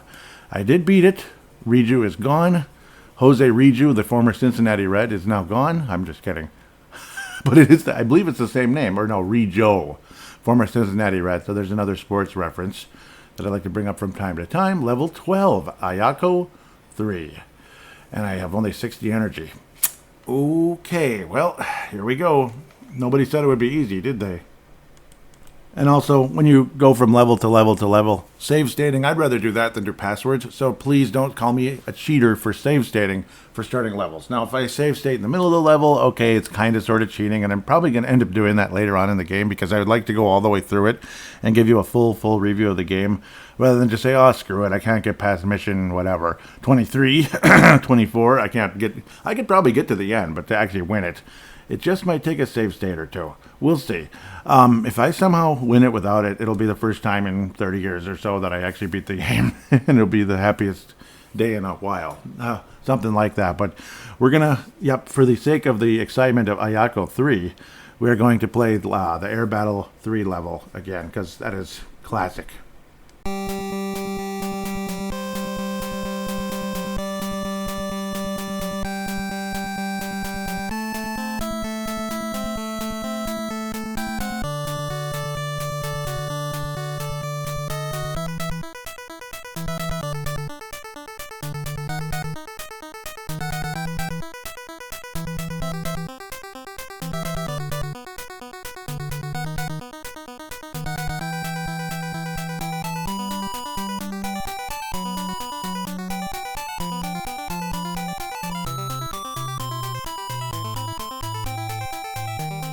In my humble opinion, easily the best song in the game. It is awesome. But again, more kamikaze planes that come around.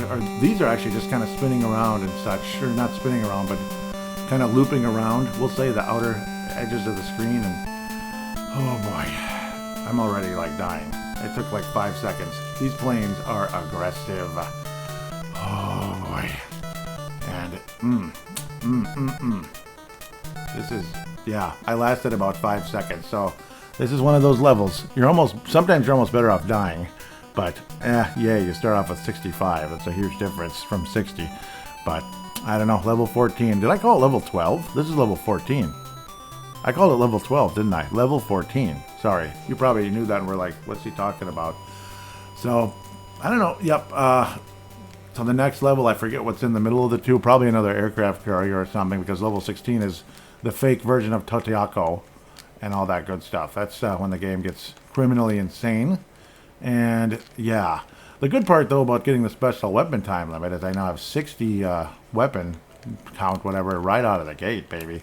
So I could get a 3-way shot, which is pretty valuable in a situation like this where I'm literally getting swarmed. It's too much. It's too much. The flower is in a small green cloud on the left side of the screen, which is kind of familiar or kind of common in these levels. Offense, defense, defense, offense. It's got to be one of those two. It absolutely must at this point. Again, still you cannot get the special weapon. The final one, that's the laser. I believe, again, that's probably in the final mission, final group levels of the game. Offense, defense, defense, offense. Let's go with offense because it feels like everybody's defense is getting stronger. So one grid away from having the top offense I can have in this game. So, again, I'd be like Kevin O'Connell, a great offensive coach, rather than a Mike Zimmer, I guess, at this stage, which might be a good thing, at least according to some. Yeah, hopefully there's a nice power-up coming. Yes, there is. Yes, there is. They came out at the left part of the screen. Oh, baby, hallelujah. Yes, sir, I have. The big boy. I have there is a maximum recovery energy item. And it's a wonderful feeling when you get those cool-looking red planes coming out of the left side of the screen. That's when you have a pretty good idea of what's coming. Unfortunately, my weapon's running out, and I'm getting my butt kicked once again. But, yeah, level 14 is one of those historic levels. There is a little elephant in the right side of the screen, not too far after the power-up, whatever, flower or bamboo sticks, I guess, if that's what they're called. Sure. But Ayako is nearby.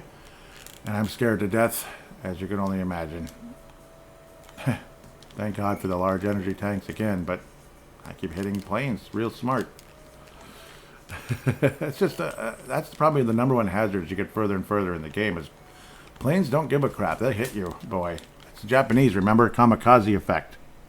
And it's time for Ayako 3, and you're going to hear that song again, because this is a big, big, big, big, big, big battle in the game. Historic.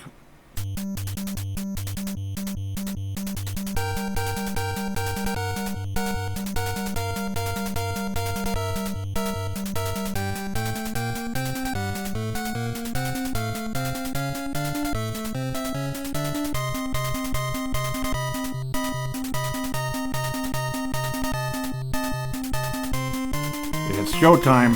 Ayako 3 is a silver-colored plane. I have about 60, 60 energy. Lightning right out of the gate. Thank God for the auto shot. Watch out, because this plane moves, baby.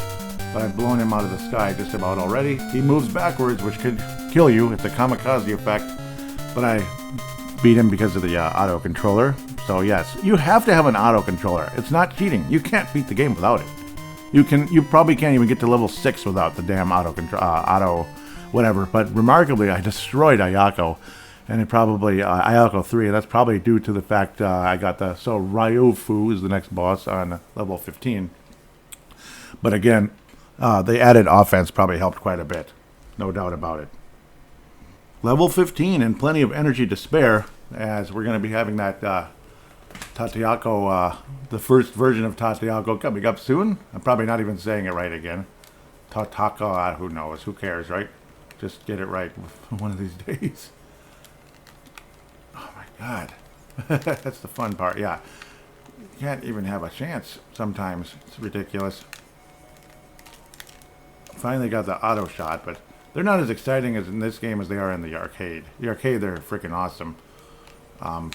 And yep, there's a barrel in this case on one of the small islands as you're flying over. But this is a pretty busy level. Once again, I don't even know where all my energy just went. It literally like evaporated like water in a frying pan. Ay, ay, ay. This game is freaking hard. Did you ever figure that out yet? It's definitely a battleship level, and yes, there are the bamboo thingies, and with the defense, you know, it's again the second last ship, like I always talk about from above. Defense this time, because every time I'm getting hit, it feels like I'm losing like 30 energy. It's flipping insane. So, and I feel like I'm getting hit every 10 seconds. So, yeah, defense, my friends, defense. At least in my case, I don't know. It's all your call, but it feels like everybody's offense just went up on the moon. I mean, this is nuts. Along with their accuracy, my God. I hope I can survive this. It's woo-wee. Again, right out of the gate, one of those medium-sized, you know, mini battleships, whatever they are. Oh, my God. I'm already done, pretty much. Yeah, fudge. It's really tough. So, lots of fun. This has to easily be one of the toughest, like, mini areas. Because, I mean, it's like 3 or 4 ships already. 2 of those medium-sized ones. Those larger, small battleships, if you know what I mean. And it's relentless. Absolutely relentless. I just screwed up a golden opportunity for the large energy tanks. And I instantly hit it. The best strategy that I can come up with is, like, keeping the planes, the power-up planes, don't shoot them until they're at the very, very, very edge of the screen. That way they can be as far away as possible from the ship, if you know what I mean. Like, say if the ship that's shooting at you is on the left side, wait until the planes are way, way on the right side, and then try to get the power-up that way. Otherwise, it's like the only chance you got. This is an endurance round on steroids, crack cocaine, and everything above. It is world-class difficulty. And this is level 15, I might add. This might be this. The battleship is a coming. Thank you, God. I finally got to it. And again, the hornet's nest continues. If you know what I mean. One plane after another, after another, after another, after another, after another, after another, after another. It looks like it's like the level 7, whatever level 7 ship over again with like 1,000,000 guns on it. Yeah, that one. It's pretty mean looking actually. Fire away, my friends, far away. Thank God for the lightning. Oh boy, it's taking a lot of shots to hit these guns now. It's taking a lot. But, oof, again, that large energy tank and the strategy of keeping those power-up planes as far away as possible led to my survival of this insanely difficult level. Level 15 is way harder than you might ever imagine. And the second, it's like the second last level before the, the trick Tatiako, whatever you say his name. Okay, level 16. Here we come, folks. Here we come. And in the arcade version, this is the final level. Totako is this. Yep. So in the arcade version, this is the final level, and it's Yamato, the legendary, most powerful ship in the world at the time, in the 1940s of Japanese Yamato. Look it up, check it out, and. Unfortunately, I went on a suicide mission and was sank at the end of World War II. Kind of sad, actually, because nobody survived. It's just, really? That they did that? They did. Tatiako, level 16, here we go. You think, oh, it's the end of the game. I'm going to win now. No, unfortunately, no. It's fun, though. It's fun, I guess. But it's fun to actually get to a level that has that name on it. But unfortunately, doesn't mean you're going to win the game yet. So, yeah. This time there's a special star on on a small island on the right side of the screen, just to kind of throw a little curveball at you. I managed to get a weapon right before I got the star, so that was the nice little strategy and trick. It's the three-way deal because there's planes everywhere. Yeah, just put two and two together with that one. Yeah, but we're continuing towards Totako. Ooh, I can't wait to talk about him as we get there. It's been years and years and years and years and years and years and years. So luckily, I have a good memory and I know what I'm doing. And there is a maximum energy item in this level. Hallelujah, amen. Happy days are ahead, or at least we'd hope, as the battleships are appearing. Ooh, at least the battleships below. Time to make our attack very soon here. And there's a dragonfly. How cool is that? So offense, defense, special weapon. You can get the special weapon. So I can get the lasers as we head to Tatako. Sounds like a plan. I'm going to go with offense and the special weapon. Ooh. So all that's left is 3 little spots for defense and 1 for special weapon time limit. It's showtime!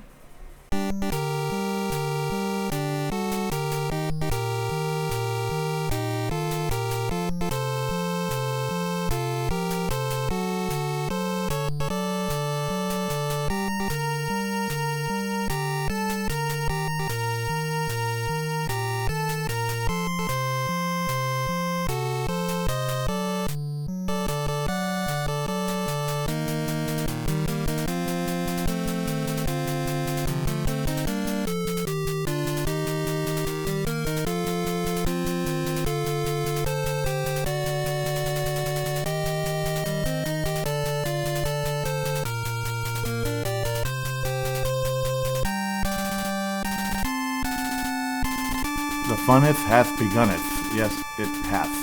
Let's play. Damn it. Oh boy, nervous.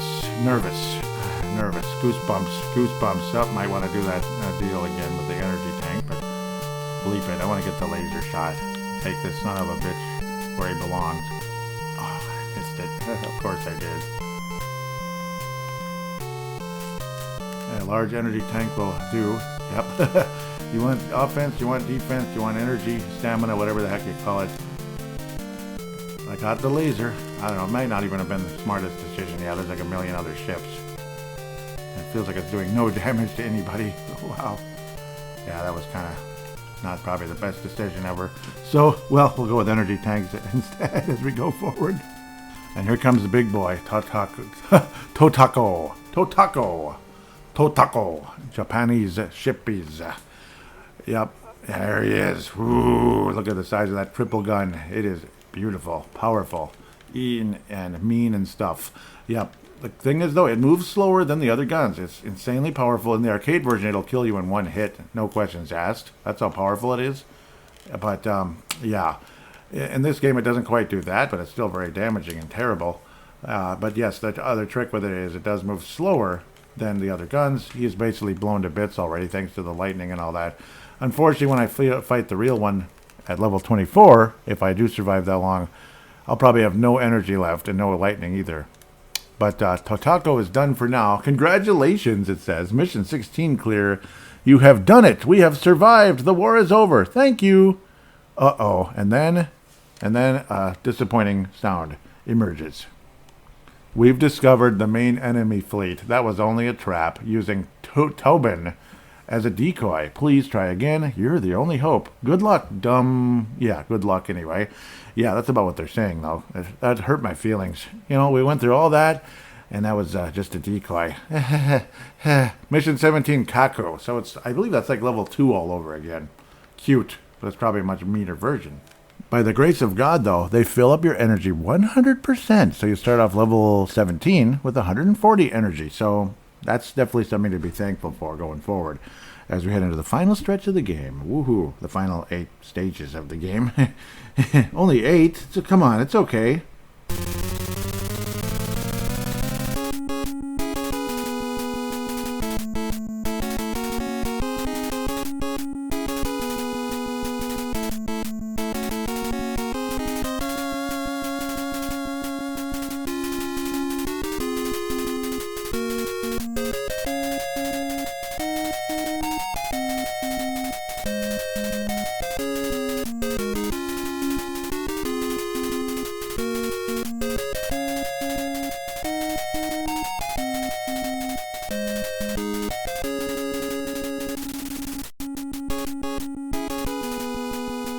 Well, anyway, here we go. Level 17. Fire away. At least I have full power, like I may have already mentioned. Half the time I forget if I say stuff, but level 17 is not too scary at the beginning. If I remember correctly, it's kind of like that. It's like things kind of calm down a bit. It's like you get kind of a break for a little while, which is a good thing. Might as well take advantage of it. I probably should have gotten a weapon instead of energy tank, but I don't know.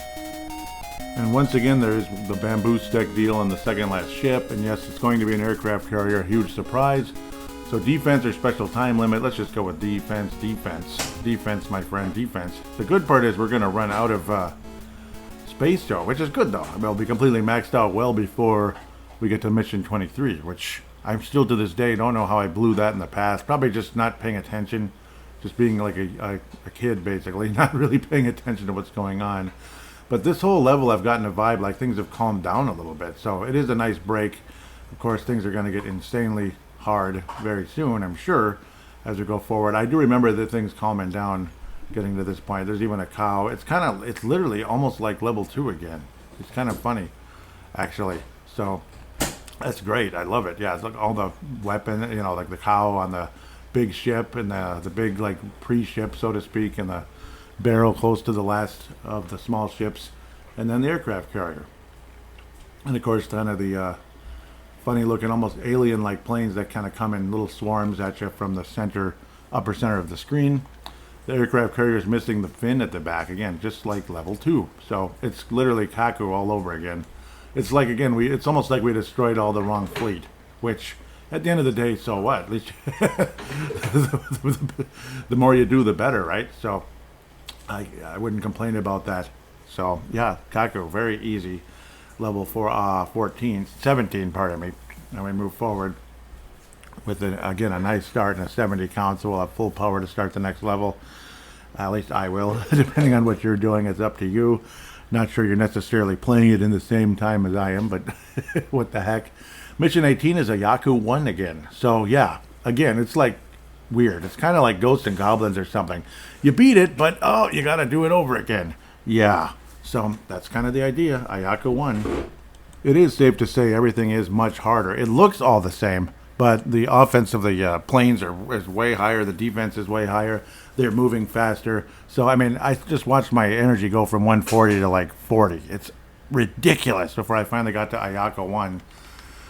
Yeesh. I'm guessing Ayaka 1 isn't too hard. Well, no, he does seem to be shooting faster. So it's like a meaner version of, yeah, but his defense is still weak. I blew him to Kingdom Come, which is nice, I suppose. That's kind of the idea when you're in a situation like that. But, and yeah, the level is definitely harder, even though it all looks the same. It's weird. Yeah, but we move on to mission 19 now, which is a great thing. We just keep rolling and rolling.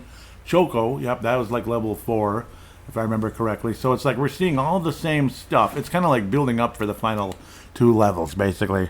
We're fighting all the same ships we're going to fight when we fight Totiako and 24, and of course 23. I'm talking backwards. We're going to fight Ayako 1, Ayako 2, and Ayako 3. Back to back to back. And after you do it, maybe you'll do a Michael Jordan leaning against the wall, doing the little 3 signal, saying like, yep, we won 3 in a row. That's basically what you'll do when you'll beat Ayako. And then, of course, the Totako fight. You fight all basically a battleship, like the regular battleship, the first one, aircraft carrier, like the Choco ship, and I think one more huge cruiser type of ship. And then, finally, you get to the Yamato, Totako, whatever the heck he is. It's going to be a lot of fun. It's going to be harder than you know what, but that's part of the fun of it, I guess. On we go to Choco once again. And for the second time in the game, second, maybe third time, I think it's the third time in the game, there's a Mobi-chan, which is great. That kind of Metroid-looking, whatever the heck it is, character, right before the big cloud starts. Remember how there's always that little kind of part of the big cloud that covers the whole screen, basically? Kind of the more opening area, so to speak, if you know what I mean, like the center. That's where the Mobi-chan hangs out. And yeah, weapons and energy. Wonderful. 32 each. Sounds good. Sounds good. Indeed. And once again, the second last, ship, basically, the little ship has the bamboo shot, whatever the heck it's called. We're going to keep going with defense. I might even, just keep building up the defense, and we'll wrap up with special time limit when the time comes. Special weapon time limit, anyway. That's what SW stands for. Let's just keep building up that defense, and all that good stuff. And down we go to commence our attack on the battleships once again. Ruh-roh. That's always the fun part of the level, but the hardest as well. I'm not too scared yet, but who knows? Things are going to really get crazy soon, I'm sure, as we continue in this game. And obviously, like I've said before, the airplanes are definitely way, way faster than they were the first time around. Their offense is higher, their defense is higher. Only one small ship to deal with before you take on Choco, but I guess there's a smaller ship here too as well. It's like a mini boss where it's got, the pink kind of like runway, so to speak. A couple planes come off it and get blown out of the sky before anything happens, basically.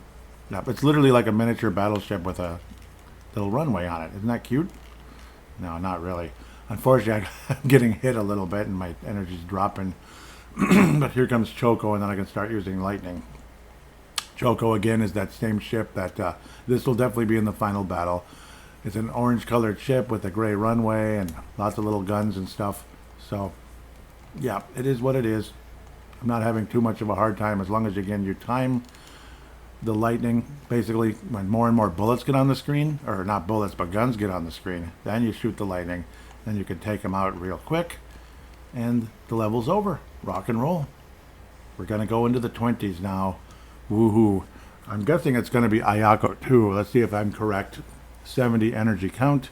So I move up to 126 energy. Again, I don't know why I keep announcing that, other than I should just say you get 70 energy charged. Ayako 2. I guess I'm a prophet.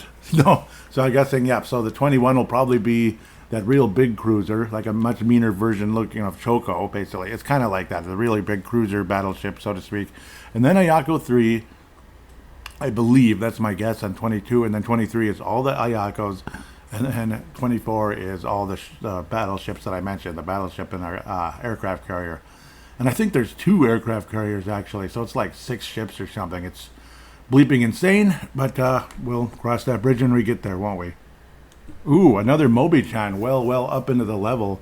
The left-hand side, another Mobi-chan. Unfortunately, I have not found a bamboo or dragonfly or anything, so that's kind of disappointing. I'm doing my best with the 3-way shot to search all over the screen, but no, no bamboo or dragonfly to wrap up my special weapon time limit or defense, so, And of course, as I near Ayako 2, the screen is swarming with bogeys. I'm finally using that word for the first time on this whole episode, which is crazy. But yep, Ayako 2 in all his glory. But with a triple shot, he has no chance. Just I blew them right out of the sky, and off we go to mission 21. Okay, and hopefully I can wrap up the energy grid or whatever the heck. I don't know why I don't just have some kind of term for it, but at least I'm going to level 21 with full power. That's the good news. Chojin, yep, that's that really big, powerful cruiser ship. So, yeah, with full power into the level. We'll see how long that lasts, though, unfortunately.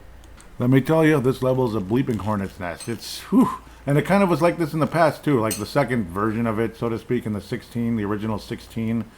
It's a hornet's nest. There are planes coming at you non-stop. Just imagine how hard this would be in real life. Like, I don't even want to think about it. Seriously. Hoping and praying to God. I hope I haven't run out of energy. There is I keep forgetting the name of it. I gotta look right now as I pause the game. I don't know why.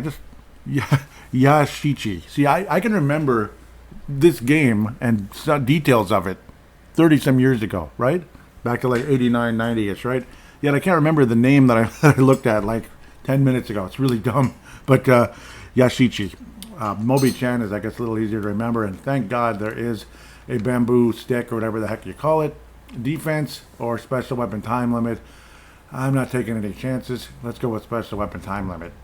I hope there's an energy power up on level 22 because I'm pretty sure 23, actually 23 does have one. Yeah. So maybe I don't have to worry too much. So I will have full power, but I'm going to take the special weapon just in case. Might as well.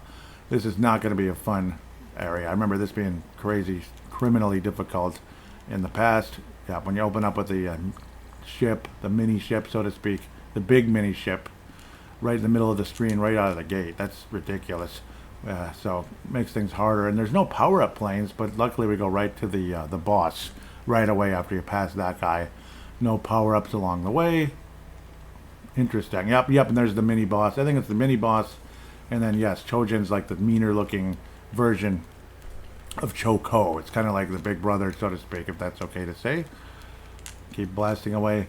And it's not necessarily like you have to kill this thing, the mini boss, so to speak. But now here comes Chojin, like the second version of him, or the real version of him, not some false bad guy. And yes, he's exactly what I remember. Yep. Unfortunately, I'm out of by three-way shot. Wait for him to get mostly on the screen. Lightning away. Take out all his guns while they're stunned. Literally stunned by lightning or whatever the heck. And took out quite a bit thanks to my high offense. Blasty, and he is gone, ladies and gentlemen. But unfortunately, my energy's dropped all the way down to 46, 45, 46. Okay, 45. Chojin is no more.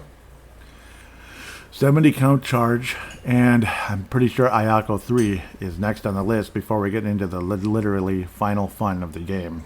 115 energy to take on Ryofo. Okay, so they're saving Ayako 3 for level 23. Understandable, I guess. Whew. Anyhow, that's how that's going to go. We're going to save state right here, right now, because that's not cheating. It's not cheating at all to save state because you'd be using a password anyway. Why the heck not?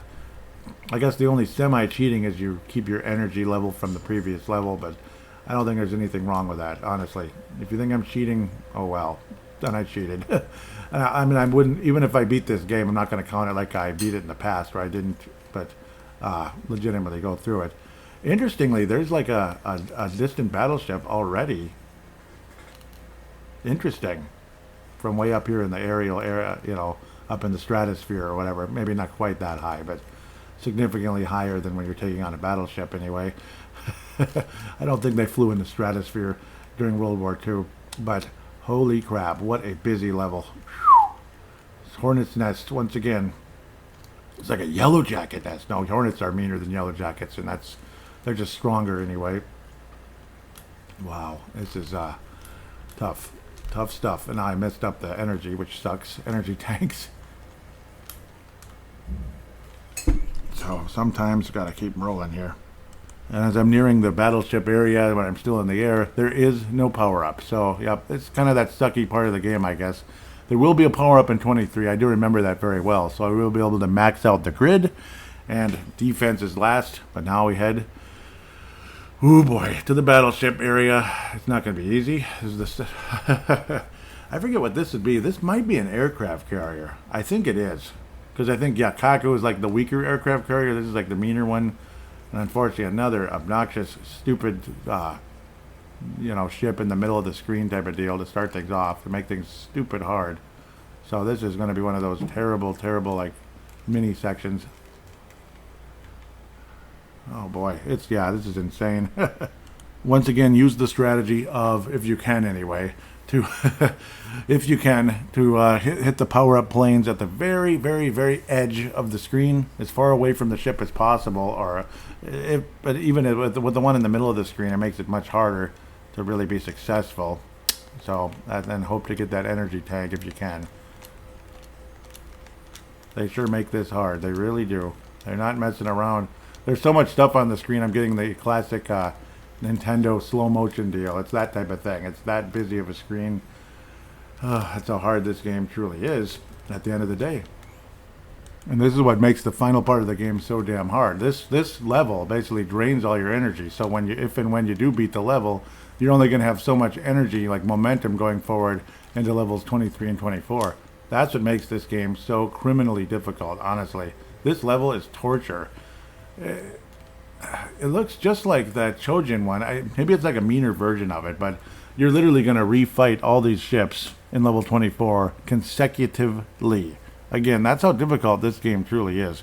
I don't think you fight any mini ships, from what I remember correctly. You go right into the battle, the main battle. But, well, at least I have 70 energy going to level 23. Ayako 1, 2, 3. This is the real deal. This is what it's all about, right here and right now.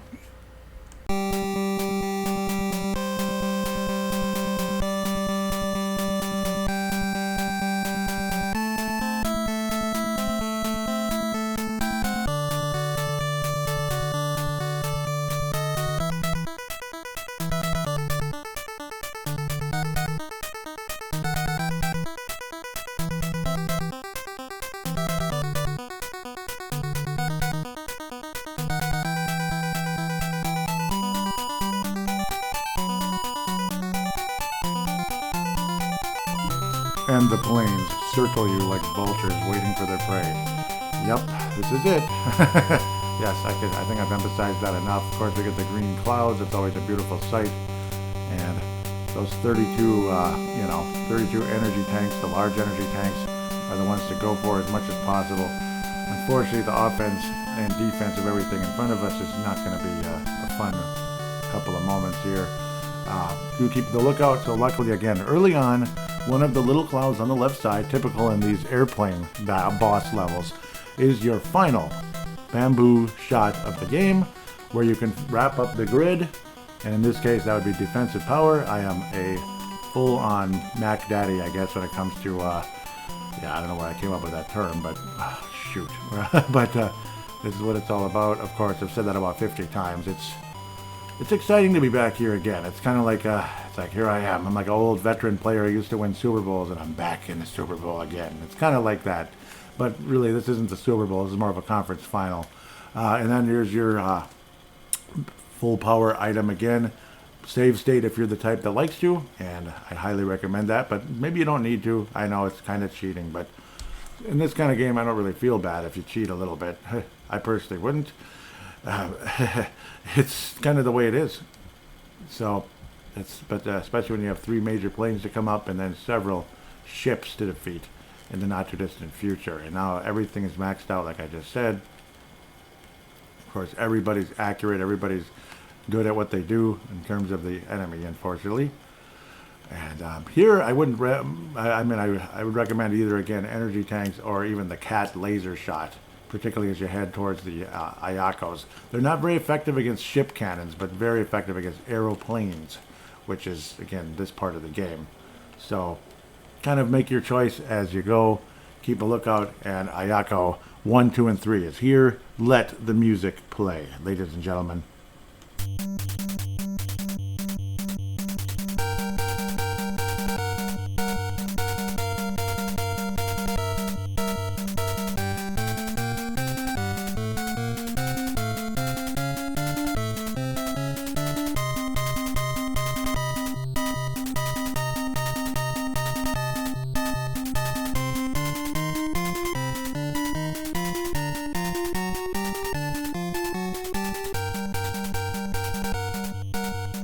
And of course, try your absolute darndest to maintain your energy as best possible, because what's the reason?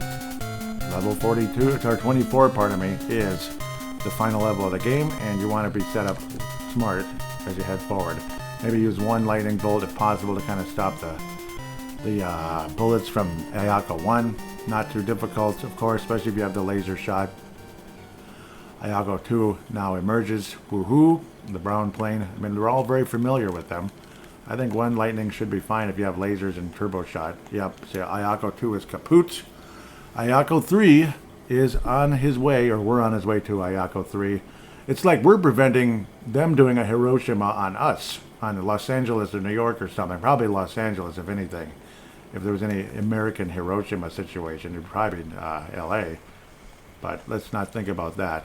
I'm out of lightning. Oh, I did have a 4th lightning shot. Unfortunately, my energy's almost gone. So, but Ayako 3 is gone. And now, ladies and gentlemen, well,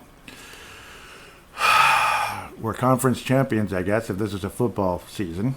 70 count, that'll get me to 94. I've seen better, but we'll try our best as we head into the Super Bowl of 1943. Level 24, the real Tatayaku is here. Totako. Totako. Totako. Totaku is here.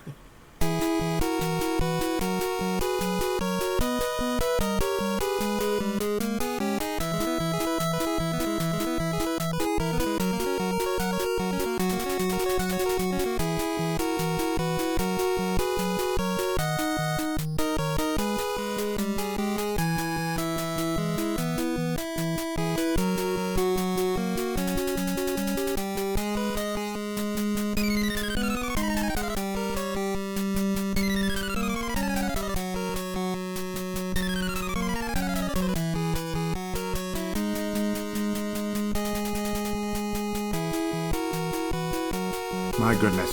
Again, it's like stepping on the field in, like, I don't know, let's say New Orleans or Hawaii or something, and this is it. We're in the Super Bowl again. I'm back in the Super Bowl after being in Super Bowls in the past and winning and losing some when it comes to this game. Oh my, it is, yeah, it's really something else, especially when you pick up the wrong special weapon and screw yourself up. But that's the fun part about it. That's how it goes though sometimes, right? At least it's a defensive weapon. That's the fun part. Honest to God, when you do something stupid like that, that's where the save state comes in handy, because it's like, say you save state at the start of the level. Yeah, that's not cheating. I'm sorry, it's not. It's not cheating if you save state at the start of the level. I think it's, yeah, there's nothing wrong with that at the end of the day, because it's the same amount of power you would have had from defeating level whatever, so 23. So I don't feel too bad doing that at the start of each level. That way you can kind of continue and hope for the best. Again, it is just, again, proves just how difficult this game truly was on the NES when all you had was a pen, paper, and passwords. That's it. Pen, paper, and passwords. Everything's circling me like vultures circling a prey or almost dead animal or whatever, or human. There's a star. Unfortunately, it doesn't do me a whole lot of good at the second. It could have, but it didn't. So that actually would have been nice. But again, laser shots aren't all that useful against ships, but there is just too much stuff in the way. Those annoying planes that kind of go up and down, those medium-sized planes, they take 1 trillion shots, and of course you're getting swarmed by all kinds of stuff. So it is what it is. It's the joys of 1943, folks. And it's almost like a Mandela effect or something. I didn't remember there was a maximum energy item in this level. So wow, take advantage of that, baby. Take advantage of that. If you want to save state, go ahead. If you don't, you want to be 100% legit or close to legit, go for it. It's a good way to go. I forgot that exists, but how much good will it do me in the long run? Who knows? But we'll try our best as the ships have arrived. Of course, there's not going to be any bamboo shots, and you won't need any anyway. Every plane on the planet is trying to kamikaze their way into you, if not shoot you down one way or the other. It is just insane. You just want to get to the dang ships and be done with these damn planes, but it just feels like it's never going to end. Try to play evasive games, keep your shot going and all that, but avoid getting kamikazed as best possible. It's time. It's time for the Super Bowl of Super Bowls. It's the fourth quarter. This is it as you go down to commence the enemy forces, the final fleet of 1943.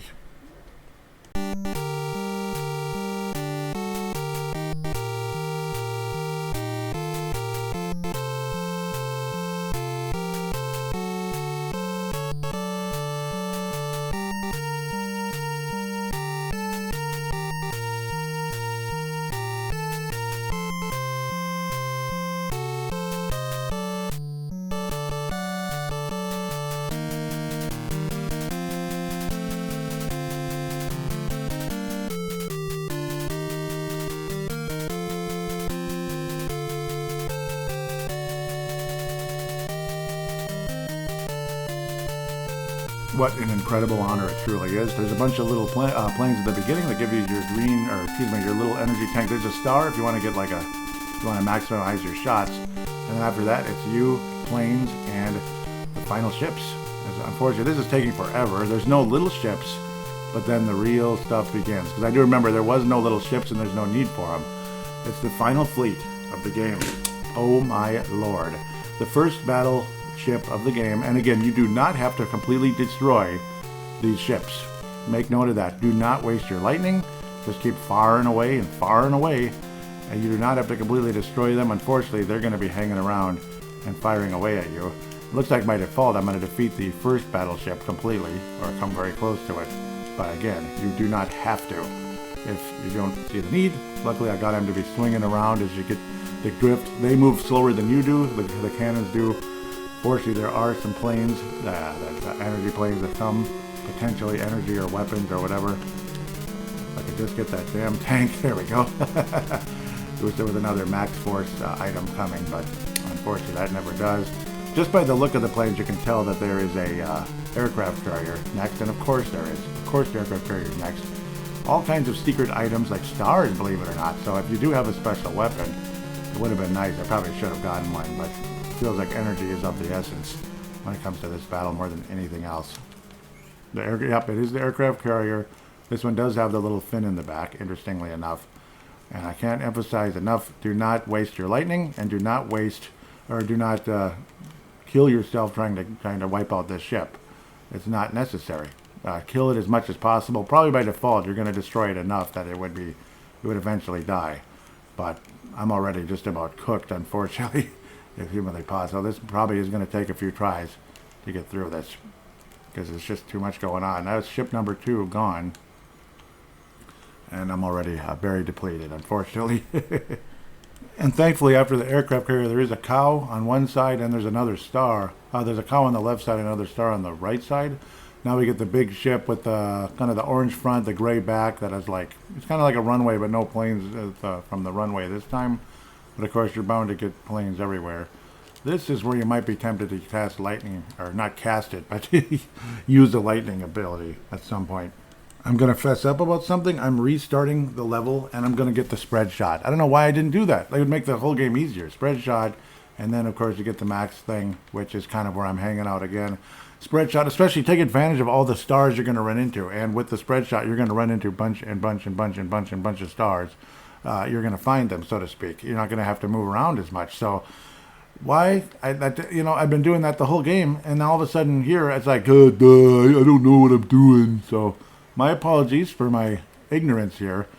Use the spread shot if best possible. It is probably the most reliable weapon in the game. And actually there is, just in case you're low on stuff, there is a dragonfly, but you're probably not going to be too low on things. So we'll give it another shot now with a spread shot.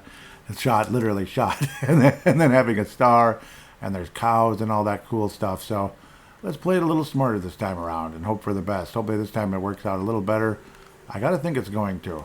So fessing up, don't make the same mistake I did. It's probably good that I put the mistake on the show because, well, people are going to make mistakes. We all do that. I'm noticeably having an easier time now, taking out all these obnoxious planes that are swarming me endlessly.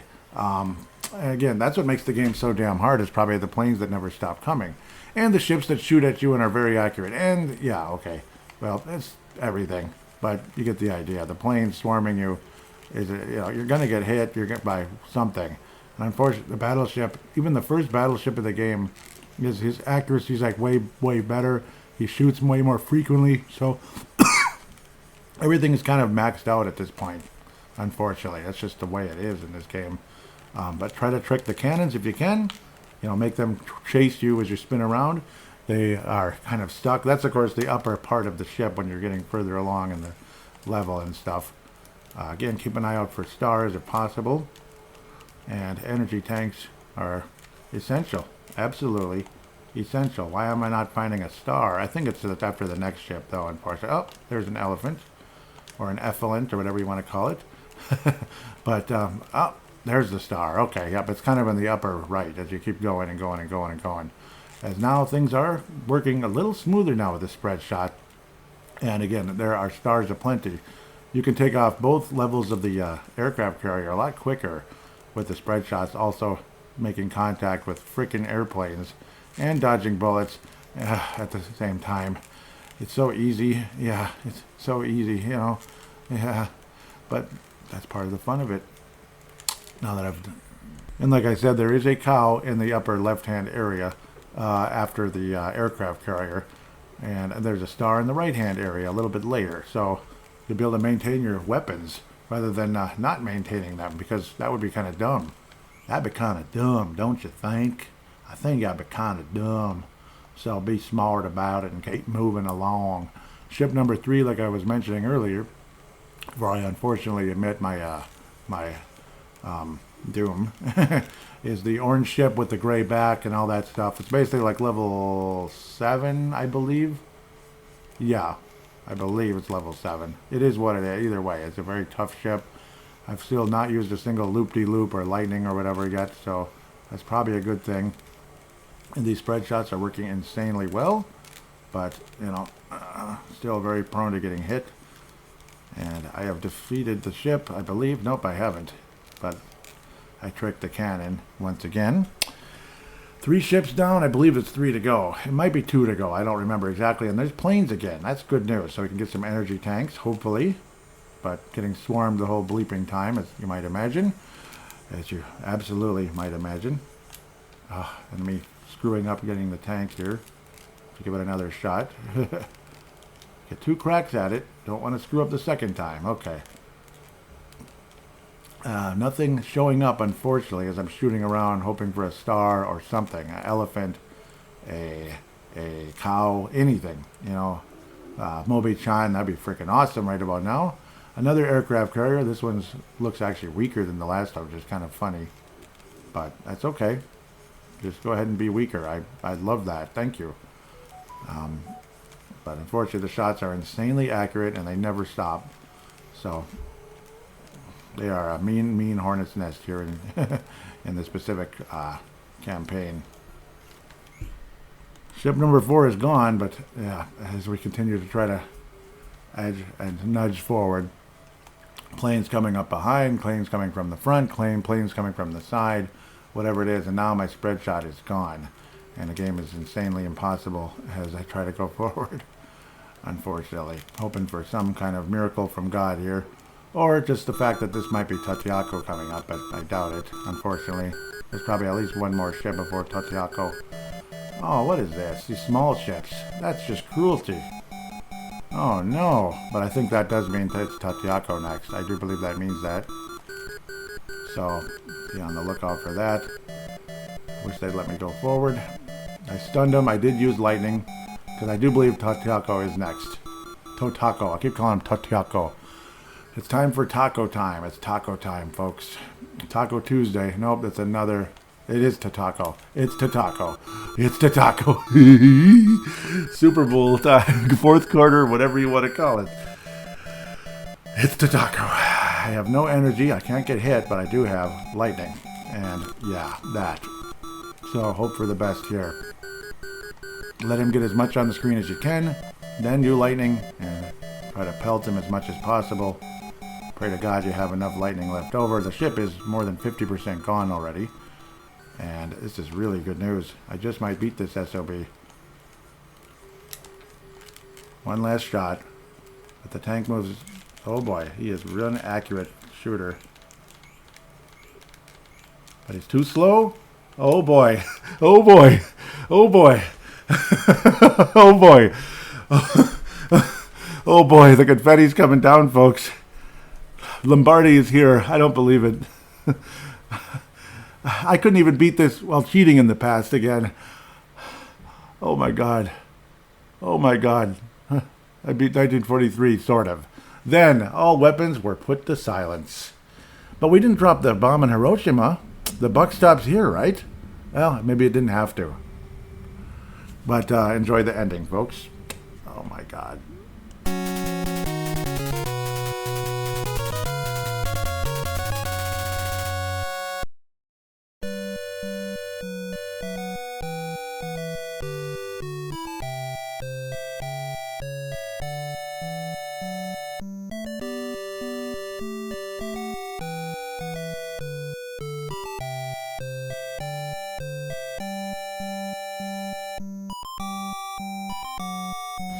As the says, hi Nancy, up the main guy says, hi Nancy, it's me. Yes, the war is over. Indeed. I'm so glad. I just got off Hawk Nest. Yep, after beating the Hornet's Nest. Yeah, I'll be there this weekend. Baby boomers in 1945, I guess? I don't know. But, and then the picture kind of turns darker and stuff, and because it's many years ago, of course. And it looks just like Baloo's airplane in Tailspin. I'm like, I can't believe it. I actually won, folks. I actually did it. It's been 30 years. Even while cheating in the past. See, I used to try to save state my way through this. And it's like, to fess up, I save stated a little bit through this. So it's not like 100% official, but it's kind of close enough. It's that hard of a game. So, again, and the whole goal of this was to, again, have you enjoy the game with me all the way through. But to actually see the ending again and to defeat Totako. And the thought that I was able to defeat every single ship 100% though. That is incredible. In the past, I used to kind of like slide by a few of them. But in a lot of ways, it's more dangerous to try to do that because they're going to keep shooting at you and shooting at you. So, oh my God, I'm just so emotional right now. I'm almost tearing up. I'm not even kidding. It's I beat Totako. But in a lot of ways, this fleet here is exactly pretty much what happened in 1942. It was a shocking total defeat of the Japanese fleet in that area in the Battle of Midway. But unfortunately, the war was not over. But it was a huge turning point in the war. Huge turning point. So, no, the war did not end. So lots of inaccuracies here. The Battle of Midway was not in 1943. And, the war did not end after the win. The United States' victory over Japan destroying that fleet in such remarkable fashion. It was an incredible, stunning victory by the United States. Unfortunately, things have not gone so well for the United States Army ever since World War II, which is really unfortunate. Planning, this and that, leadership, it's just not been the same. And a lot of you probably already know that. You might know also that politically, let's just say I'm very patriotic, so this game has always meant a lot to me in a lot of ways. So now we're going to get to some fan interaction. You're going to hear a lot from Derek, and we're going to backtrack to Centipede because he did comment about Centipede, but I stupidly didn't find them. I'm not even sure what I did, but we're going to get to that shortly, right after this.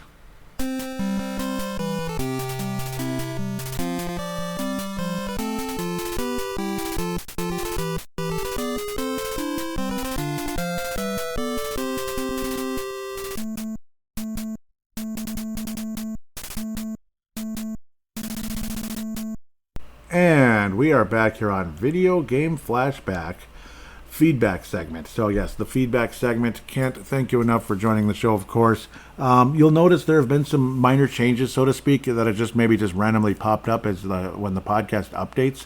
All of a sudden, the episode numbers are different a bit because, say, Millipede is now, instead of episode 16, it's now 19. Centipede, instead of 17, it's now 20. But it's because of in the past when I had Zelda Link to the Past Part 1, Part 2, Part 3, it was like episode 10, Zelda Link to the Past Part 1, episode 10, Zelda Link to the Past Part 2. And why stick with episode 10, 10, 10? It should be a completely different episode. It's like only one of the episodes was getting most of the downloads, and I think listeners were confused out there. Per se, they're like, what the heck is this? Why is it the same episode? Like, why? That doesn't make any sense, so why would I listen to that?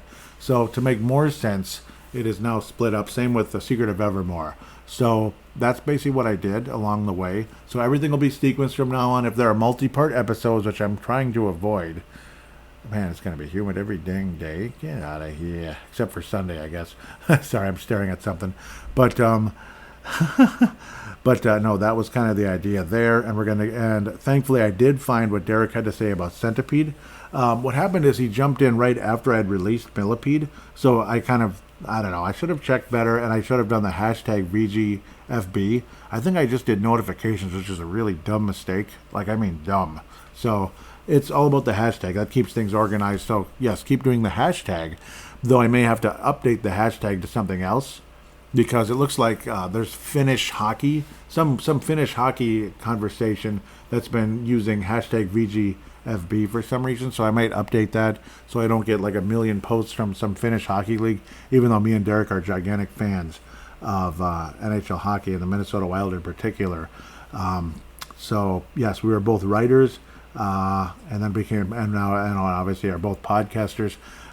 He was the more established writer. You could say I'm the more established podcaster, even though he's gotten so good, you couldn't tell the difference.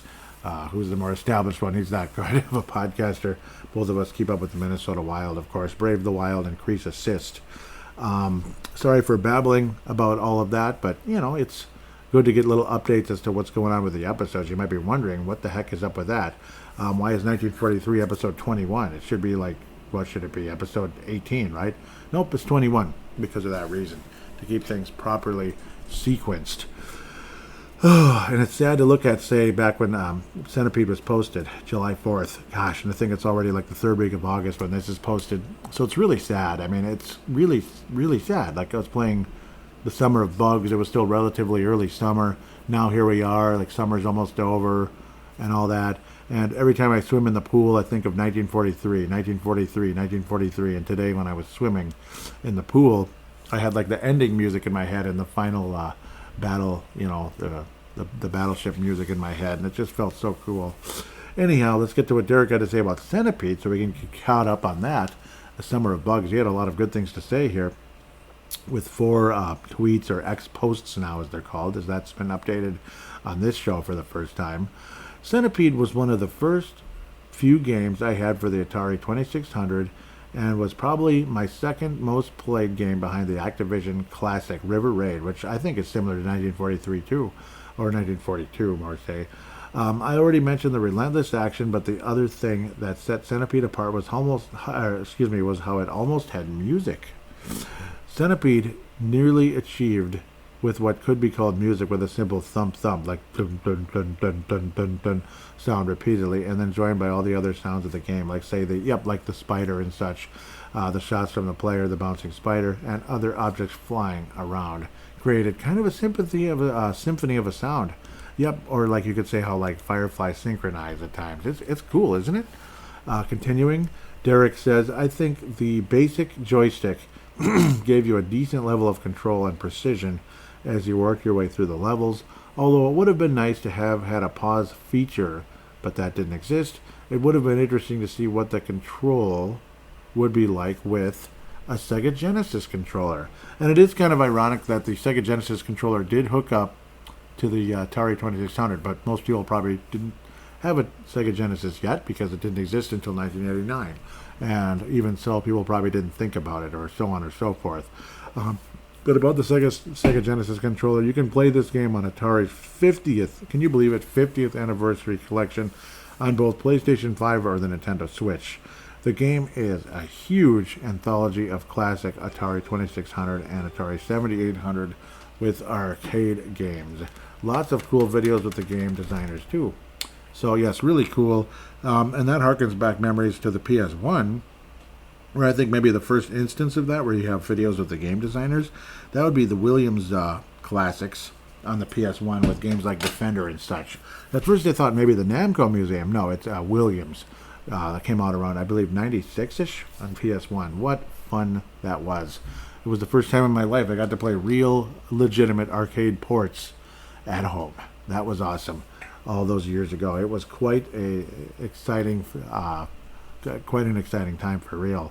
And like I said, again, there's like some kind of Finnish hockey conversation or God knows what else. Henrik Eriksson, that sounds pretty Finnish to me. Anyhow, so I may have to update the hashtag. Maybe Derek has an idea or I'll come up with something, but we'll see what happens. Derek says, yes, check out the latest episode of VGF _podcast. Yep, thank you so much, Derek. The latest episode, that was Centipede that came out and again back in July. I mean, I miss July. I truly do, especially the early part of it. But, it's hard to believe how quickly summer just flies by every stinking year. And then the pool ends up closing, like, third week of August. It's so depressing. Can't it just be summer longer? Can't we have spring and summer and everybody's like, oh, football, football, football. I like football. It's a great game, and I do a podcast, Purple Mafia, and all that for the Vikings. But at the same time, what would I rather have, May and June or football? I'd rather have May and June. I'm sorry. I'm just being honest with you. There's something special about that time of year and early July. Anyhow, speaking of July, 1943, again, a birthday present in 1989. Swimming in that pool. Like I keep talking about it over and over again. 1943 is always on my mind when I swim in the summer. In the pool, not in the lake. Anyhow, in the lake it's usually like Jaws or something. And it is actually. Derek says 1943 was an improvement over 1942 because your P-38 Lightning moved a little quicker, which helped you evade more enemies and earn more power-ups. Yep, but of course, again, you could run into the buzzsaw of guys coming at you as you're trying to shoot that thing. You have to keep shooting the POW thing over and over and over again until it eventually turns into other different selections and such. That's what makes it a pain and frustrating. But yes, you move faster, but you got to be dang careful, especially as you get further and further in the game. And you probably heard enough of me going on and on and on about that throughout the whole game review anyway. but I thought I'd re-emphasize it once again. My only issue was the complete name of Capcom's NES port, the Battle of Midway, because that happened in 1942. You're correct. Yes, it did. Yep. Yes, it did. And yep, we'll bring that up again. I believe I talked about that really early in the episode, but I was thinking I'd like to harken on it again. Again, the total defeat of the Japanese fleet in that sea. It was quite an incredible feat. Yes, in early June, June 4th through 7th, 1942, it all took place, and it was quite a surprising and stunning, absolute thorough defeat of the Japanese fleet there in Midway, and it was quite an amazing feat what America was able to accomplish. Japan had so much going on compared to the United States. I guess we had what the heck, 233 carrier-based aircraft. Okay, aircraft, but on airplanes. Yeah, and they had 248 carrier-based aircraft. Them being Japan, of course. 4 fleet carriers. The U.S. had 7 heavy cruisers. We had 3 fleet carriers, pardon me. 16 submarines. They had 13, so we were ahead there. 5 battleships by Japan. I don't think the Yamato was actually there, but still, because the Yamato didn't go down until much later at the end of the war. Basically, they just kind of gave up. The United States had the casualties and losses. What the? I can't believe what I'm looking at here. Holy crap. Okay, I'm going to go back. 1 carrier fleet was sunk for the United States, or fleet carrier, that'd be an aircraft carrier, was sunk for the United States. 1 destroyer was sunk. 150 aircraft destroyed. That sucks. 307 killed, including 3 killed as prisoners. The Japanese side, 4 fleet carriers sunk, 1 heavy cruiser sunk, 1 heavy cruiser damaged, 2 destroyers damaged, 248 aircraft destroyed. Let's go back here. 248 248 carrier-based aircraft were in the Battle of Midway. 248 were destroyed. Do you realize what just happened? Well, just happened. What happened 81 years ago? We destroyed every airplane. Every single airplane. That's insane. 3,057 killed, 37 captured. So it's literally a 1,000% increase from what the U.S. lost in terms of casualties, like people and such. That's unbelievable. Unbelievable. Anyhow, sorry, I got sidetracked. But, I mean, why not have a miniature history lesson when we're talking about the Battle of Midway? It was a stunning victory for the United States. I'm sorry, it just was. Get back to what Derek has to say, sorry. 1943 is a decent vertical shooter, but I don't think it reached its peak until 1944, the Loop Master. Yeah, it's fun. If you like this game, I would recommend other World War II shooters like Strikers 1945. That was pretty cool, for the Sega Saturn. Or Fire Shark for the Sega Genesis. Cool, that is cool. Yep, and of course, 1943 Kai for the PC Engine. It is around now, and of course you have systems like the, I'm staring at it right now, this cute little box called the Super Console X Pro. Yeah, you can definitely play Kai on that one. 1943 Kai on that one. Super Console X Pro. You can find that in multiple places. Anyhow, that's of course online. Then we get all these Finnish Hockey League things. I think that's it, unfortunately. But again, great thoughts. Thank you, Derek. And sorry if I went on and with a history lesson there and interrupting Derek. I'm sorry, Derek. But yeah, I mean, it's cool. I think history is cool. I have a lot of respect for what happened, and in a lot of ways, it's kind of like the same thing. I mean, what happened when you beat 1943? Like, look what you did. Do you realize how much you accomplished? Especially if it's just you in one airplane. Obviously, that would never happen in real life. And, of course, how many times you died, I guess you could kind of equivalent that to a certain amount of planes destroyed. And a few soldiers died. Of course, 307 compared to 3,057, I believe was the number on Japan's side.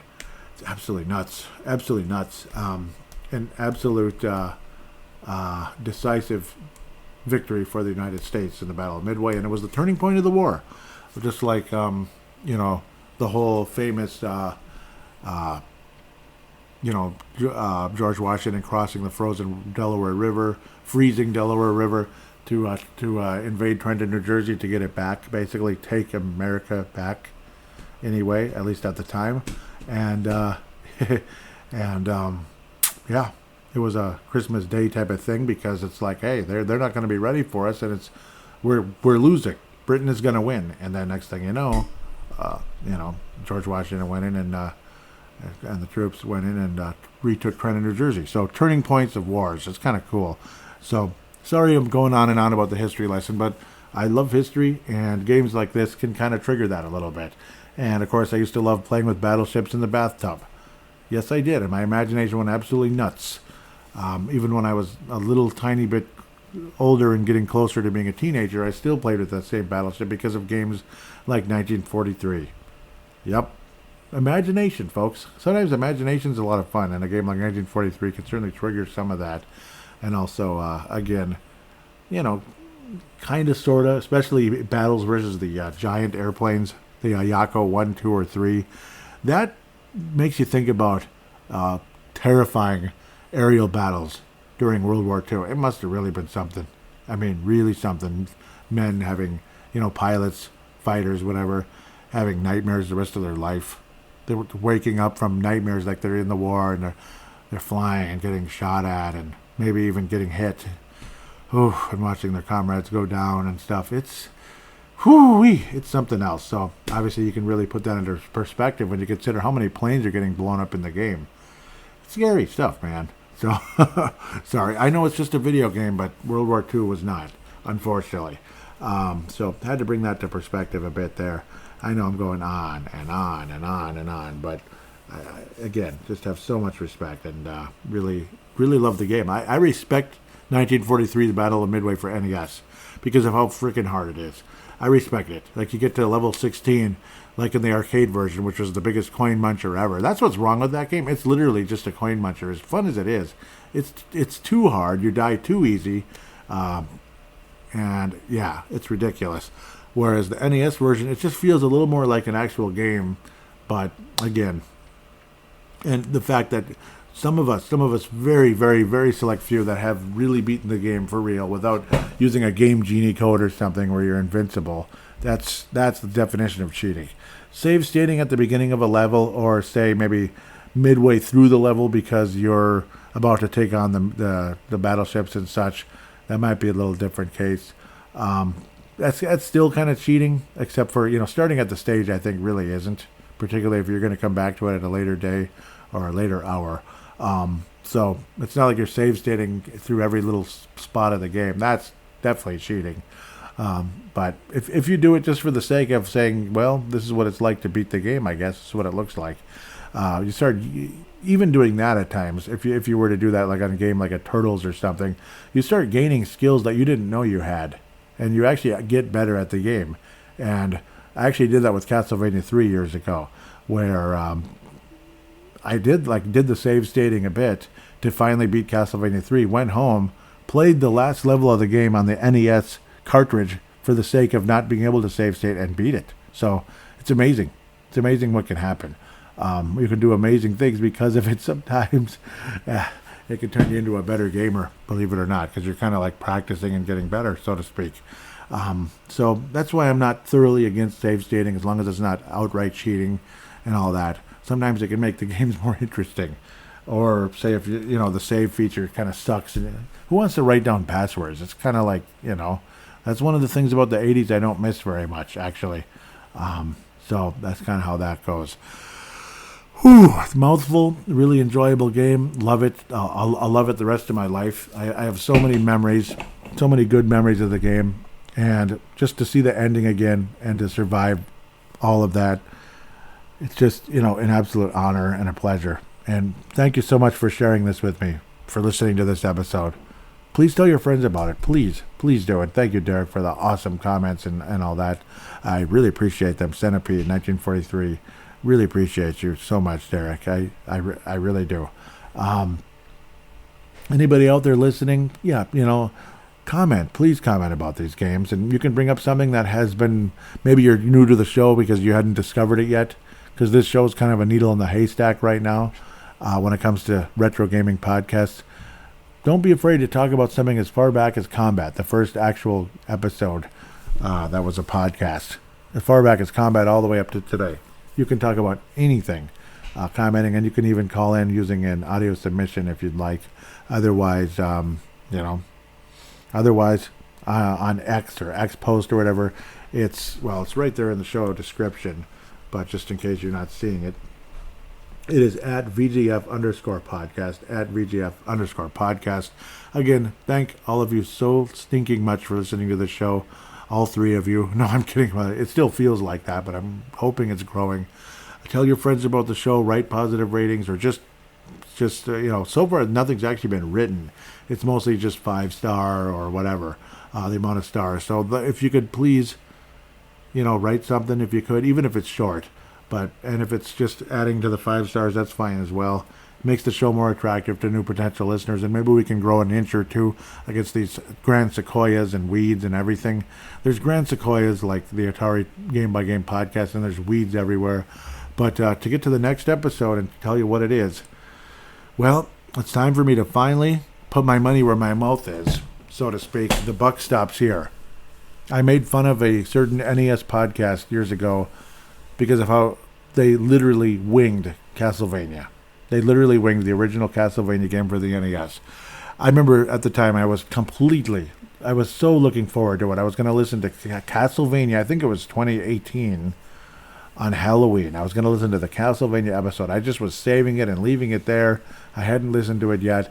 And then, to hear them just BS around like about 2/3 of the show, if not 3/4, just broke my heart. It's like they didn't give a damn about it. It was so weird because usually they're pretty good about game reviews, but that specific one, it's like they didn't give a damn.